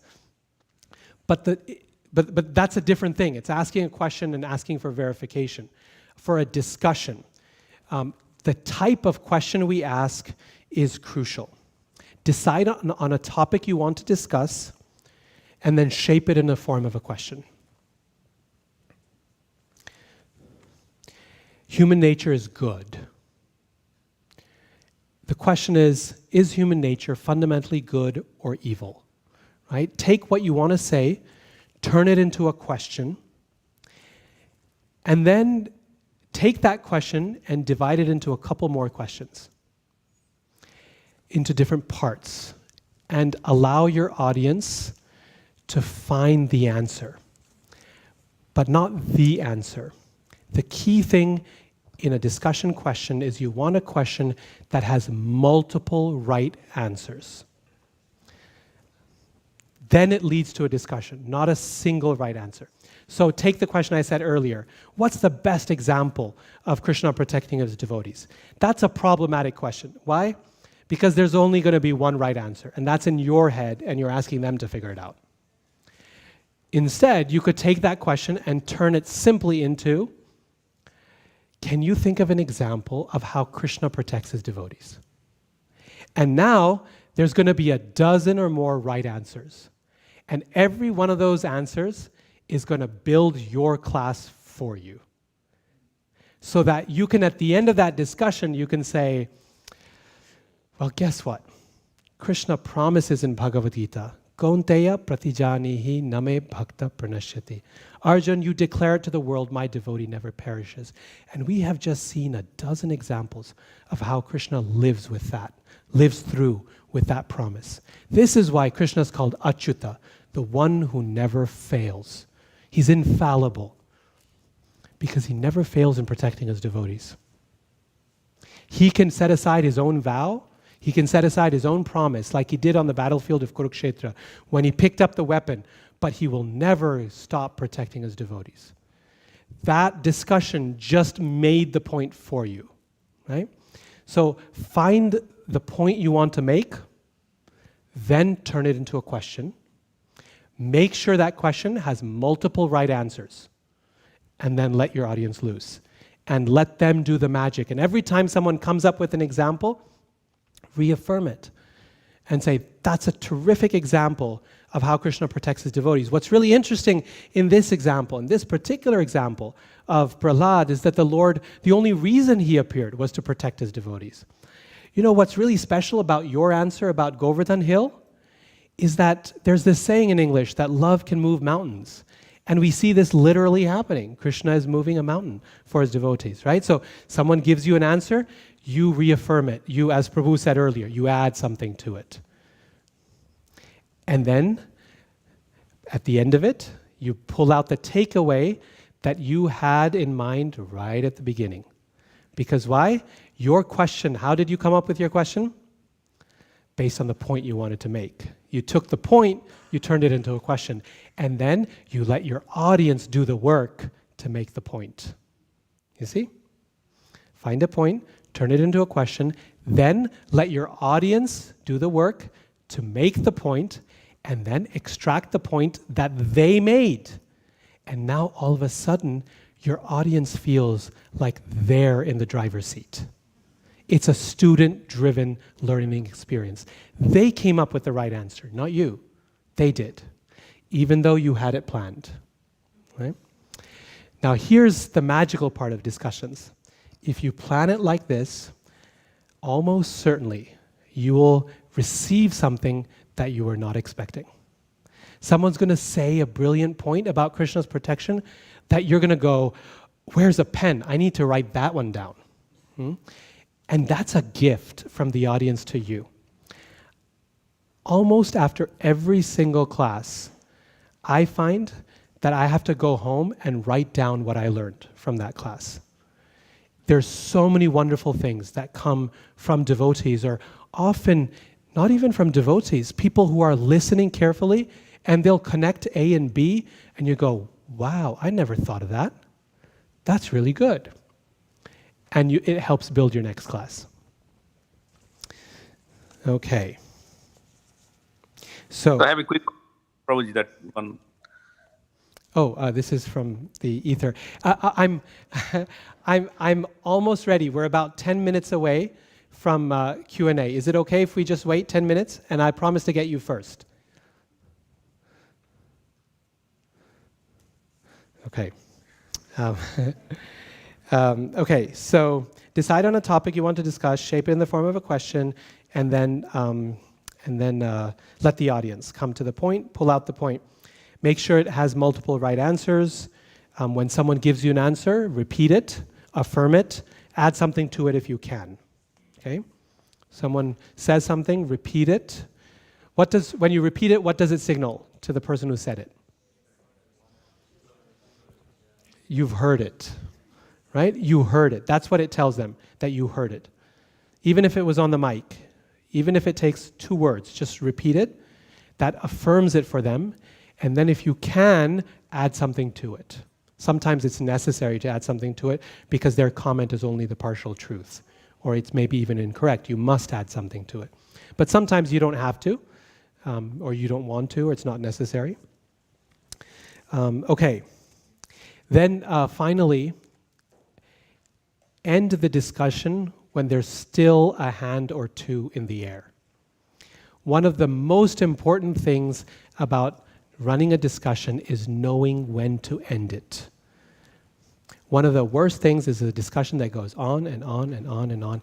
And what happens is half the audience loses interest. When you end a discussion when there's still a hand in the air, what it does is it takes the energy from the room, that's still in the room, and it carries it over into the next point that you want to make. This is something that theater artists talk about, that you create tension in a room and you don't let it dissipate. You ride that tension into the next scene. Okay, now this is not theater, but with discussion, when you end it at the right time, not too long, not too short, your audience, and you bring out the takeaway, your audience is now excited to move on to the next point. You haven't lost them. You haven't thrown them off the ride. They're still there. So keep discussions short. Long discussions, they go on and on. It's usually dominated by 2 people who are on a particular point, and everyone else loses attention. A short discussion, ending it when there's still excitement in the room, then riding that excitement to your next point, whatever it is you want to say. Okay. I think we can put this up now, Gita Priya. The final thing I want to say about during class is if you run out of things to say, it happens, just end early. No one ever has complained about a class that ends early. Ever. What a lot of people have complained about is classes that go on too long and the speaker doesn't seem to have a point. Or they've made the point 100 times and you're like, okay, now what? If it's a 50-minute time period and you run out after 40 minutes, it's okay. More time for questions, or if there's no questions, okay, the class ends, right? So rather than trying to fill things in with filler and padded and so on, better short and sweet. If you have more, again, your audience has the stamina, then great. But if not, Prabhupada's classes were often just 30 minutes, right? That's all they were. When he was speaking to a general audience. That's all he did. So if you run out of things to say, it's not terrible. Okay, so part 2. Part 3 is very short, okay? Before the class, during the class, and here's what we've covered during the class. That we start by fixing our intention. A lecture is a conversation, and we talked about ways in making it a conversation. Eye contact, engaging your audience, making sure that you're respecting them. When giving a talk, you're creating a classroom. Your behavior is creating the environment which allows everyone to listen carefully, right? And that means ensuring that there's no disturbance, ensuring that everyone's views are respected, that questions are properly taken, etc. We talked about responding to questions and why praising the questioner is important, appreciating it. We talked about why the person who is asking the question ought to be appreciated. It's a gift of attention that they're giving us, right? Among other things. And finally, we talked about how valuable a tool discussion can be in actually turning this into a conversation. And what are the tools and tips that build a strong discussion rather than one that's long, boring, and confusing at the same time. Okay, and then, ending not just the discussion, but the class at the right time, not extending it out unnecessarily too much, too far. Okay, after the class, this one has just 3 points, and all 3 of them are short. Class is done, everything is over, and now we have a little time. First thing I've mentioned already. After class, note down any new realizations from the audience or from yourself. Every class is more than what you prepare. It always is. Because, you see, whenever you're doing a service, then in that service, it's not just us. Krishna's part of that. And there's a Krishna factor. And when Krishna is there and he's encouraging you to do your service and facilitating you, then there are going to be things that emerge that you didn't think of in advance. That's Krishna's acting. That's the Lord inspiring. That may be from the audience. Krishna's speaking through the audience. When things emerge from a class that are wonderful, that are nice, that add to it, then go back and note them down. Add them to your notes, because the next time you give that class, it's going to be very valuable. No one expects you to give a new class every single time. No, it's not necessary. It's not needed. Right? It's like anything. It's like kirtan melodies, right? If we asked our kirtaniyas, every time you lead kirtan, it has to be a new melody. I don't want to hear the same one again. Maybe like Narada Muni could do that, right? But for us, we enjoy the same melodies. It's actually very valuable for this was one of the big hang-ups for me early on as a speaker, was like, I wonder if someone in the audience has already heard that story. Until my Guru Maharaj, Hanumat Preshaka Swami, he said, He said, give one class and perfect it by giving it over and over and over again. He said, that's all you need. You just need one class. Because the truth is one, right? The truth is one. Advaya jnana, Bhagavatam says, Vadanti tat tattvavidas tattvam yaj jnanam advayam. This knowledge is advaya, it's non-dual. There's one truth, one supreme personality of Godhead. Okay, over time, you'll develop a second class, and a third, and a fourth. And sure, there'll be someone who's listened to all four of those classes, and there's similar points in each of them.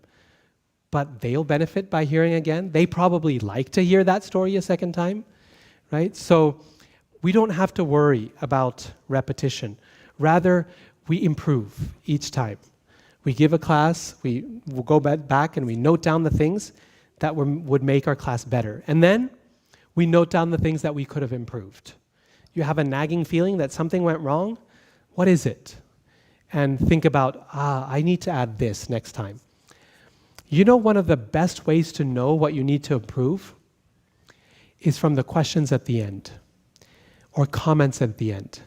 People will say, you gave a wonderful class on how this material world is a miserable place and our senses are pathways leading to hell. And then someone in the audience raises their hand and says, but what about the happiness we experience in this world? And can we be happy? And you think, I need to talk about happiness as well. Right? That was too much of a downer class. People were asking for the positive side, right? Or you give a brilliant thing about the importance of bhakti and how bhakti, this happened to me, bhakti is superior to knowledge and to karma. And you give all the reasons why. And then someone at the end raises their hand and says, so how do we practice bhakti? You think, oh, I forgot about that part. I had no takeaway, no practical takeaway. I had a couple of philosophical ones, but no practical one. So often the questions from the audience are often your best source for thinking through improvements later on. And it's nice to note them down and say, next time I need to talk more about this, or I'm going to add this point here to balance things out a little bit. So we note down realizations, note down what could be improved. And then finally, last point, we thank Krishna for the opportunity. We close that loop. Remember at the beginning of the class, we went and we asked Krishna, please allow me to engage in your service. Well, Krishna answered our prayer. He allowed us to engage in his service through the process of kirtanam. So then we go back and we say, thank you for allowing me to do this seva. Because we recognize, what do we say in the Tulsi prayers? That devotional, please engage me in, engage me in the privilege of devotional service. Seva adhikaro diye. And I love that translation. Devotional service is a privilege. And if any of us have had the experience of being in a situation for some time when we don't have the opportunity to engage in devotional service, maybe our health failed for some time, or maybe we moved to a place where there was no association, or maybe we had a fallout with devotees and we lost our chance to serve. If you've ever had that experience, you know that a service is a privilege. And this, as we said at the beginning, is just one of so many services. And Krishna could take away this service just like that. So the fact that he still lets us do this seva, it's something worth being grateful for, thanking him for. So, I want to conclude by saying this. Despite all these technicalities that we've talked about, the essence of it is very simple. We know something about Krishna, we understand something about Krishna, we give it to others. Right? There's one very nice incident where Srila Prabhupada was Saraswati, the little daughter of Shyamasundar Prabhu and Malati Prabhu. And he watches her as she runs up to someone and says, someone she doesn't know, and says, "Do you know who Krishna is?" And he says, "No." He says, "He's the Supreme Personality of Godhead." She's a little girl like this. And Prabhupada is so pleased. He says, "Just see, she's preaching. She knows something about Krishna. She's telling it to others." We hear Shravanam, and then we repeat Kirtanam. That's all there is to it. And so, despite all these tips and tools and technicalities and procedures and methods and whatever else we've talked about, let that not frighten us or dissuade us. The point is to encourage us to recognize, like with any service, we go out and we do it, and Krishna opens doors. He helps us. He facilitates us. On our own, our capacity to do anything is this small. But Krishna can do magic using us. For some people, standing up in front of an audience like this may be very difficult to imagine. But having a conversation with a group of friends might be very easy. Having a conversation at work with a colleague might be very easy. Kirtanam is a natural result of Shravanam. And we are called to do Kirtanam as one of the essential processes of bhakti. We can do it in any place, any time. Whatever we know, whatever we've received, we just have to give. And that giving, that ability to give, is a privilege that we get as devotees. It is not to be assumed that just because we have the right to receive something, that automatically we have the right to give it. These two things are not combined. We know for a fact, right, that every one of us has a right to hear about Krishna. We go out onto the streets and we proclaim about Krishna. We know that. We each have a right to hear, but that does not mean normally that we have a right to give. Think about it. At the university, for example, we try to get every student to complete their college degree. Right? The mantra of the university is everyone needs to go to college, and once they get in there, they need to get their degree. But just because they have the right to learn, does that mean they have the right to teach? No. To be a teacher in the university requires a lot more. They need to finish their bachelor's, and then their master's, and then their PhD. And even after a PhD, they need to get published. And then after publication, they need to demonstrate through some adjunct teaching that they're a good teacher. And then they get hired maybe as an assistant professor. And you're contingent for 6 years. You could be fired any day. And then you get tenure. And someone says, now you have the right to teach. In the Vedic system, ancient Vedas, the right to learn the Vedas, Brahmanas, Kshatriyas, and Vaishyas. The right to teach the Vedas, just the Brahmins. That's it. It was the right to teach does not come automatically with the right to learn. It is only Sri Chaitanya Mahaprabhu who has made these two simultaneous. He has said, he has given us, each of us, the right to speak about Krishna. He has told us, if you hear, you can speak. If you know, you can tell. That's a privilege, that's an empowerment that comes from him. And so we conclude with where we started this seminar. Mahaprabhu's instruction, Jare dekho, tare koho, Krishna upadesh. Whoever you see, whoever you meet, tell them Krishna's instruction. That we take for granted as devotees. Oh yeah, we have to tell people about Krishna. But we should remember, that's a great privilege. Mahaprabhu broke through so many restrictions on who could teach in Indian society by empowering every one of his followers to say, no, doesn't matter. Kiba vipra, kiba nyasi, shudra kene noi, jai Krishna tattva veta, shay guru hoy. That doesn't matter you're a professor or not. Doesn't matter you're a Brahmin or not. If you heard, you can teach. you can preach. You must. Not only can you, but you must. That empowerment is our privilege. And that's essentially the point of this seminar. Thank you so much for your attention.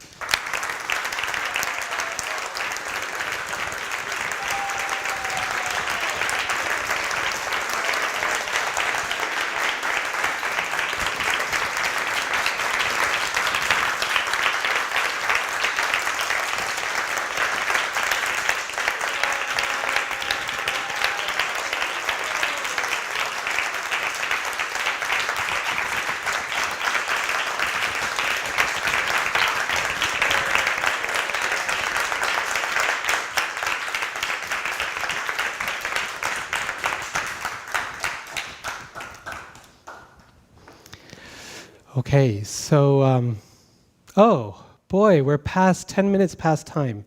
Okay, I was going to take questions, but I think our time is up, and I want to respect your time as well.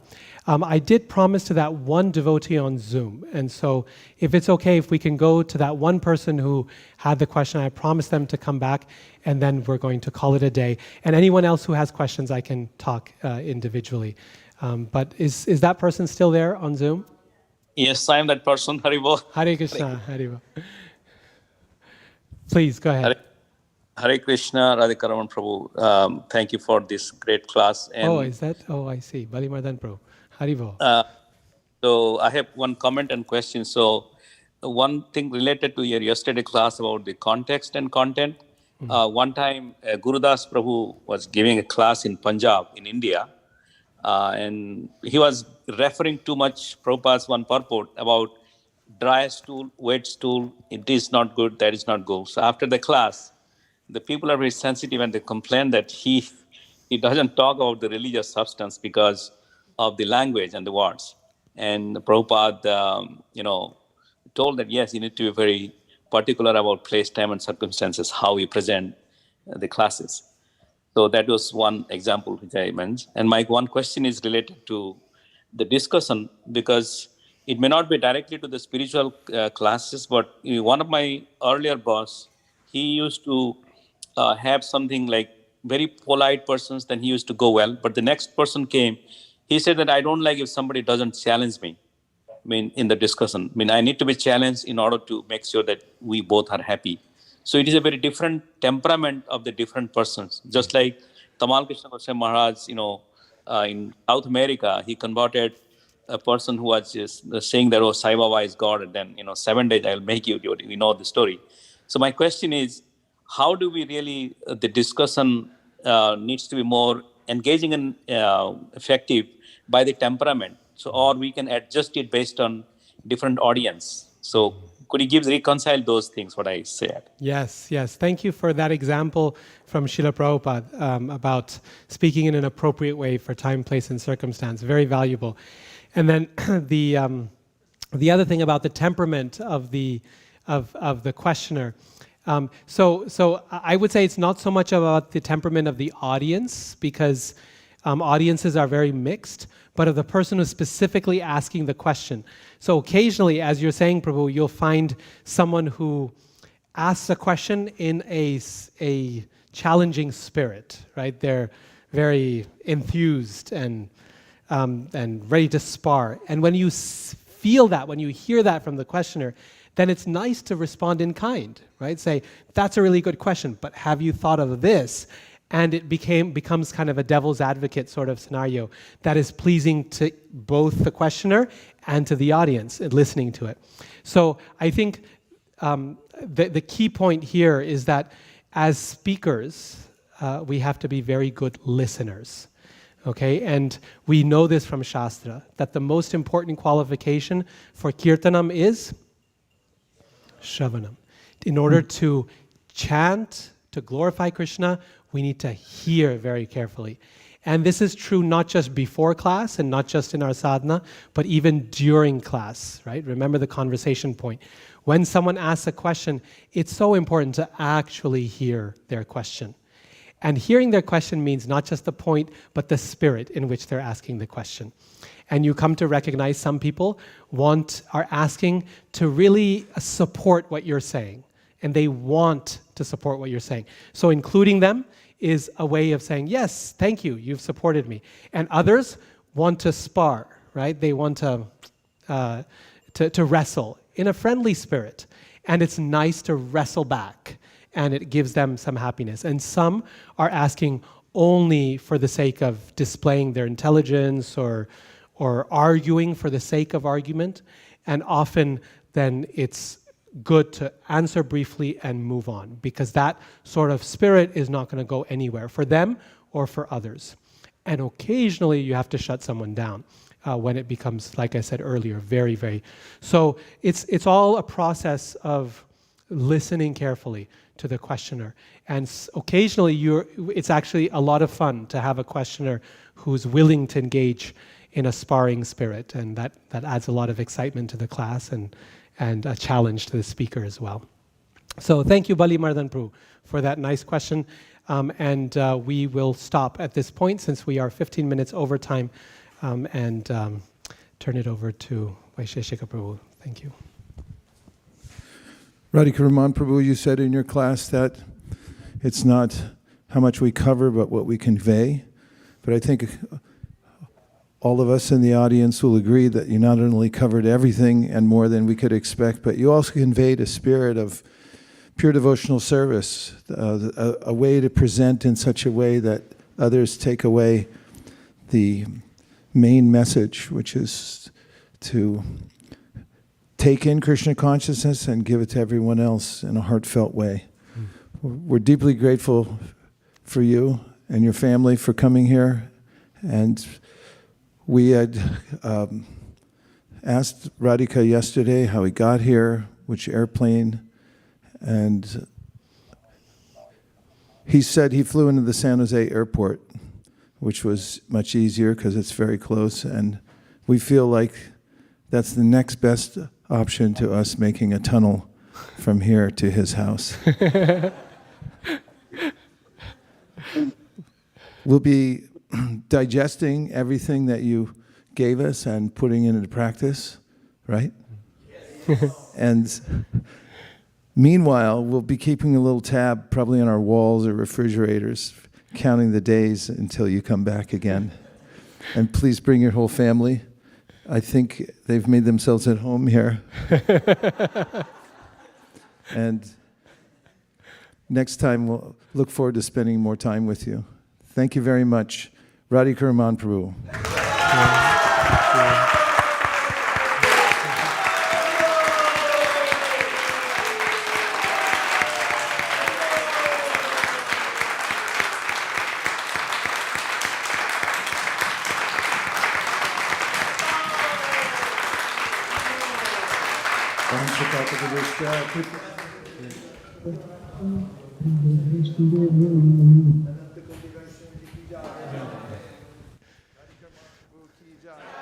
Prabhupada ki jai. Jai.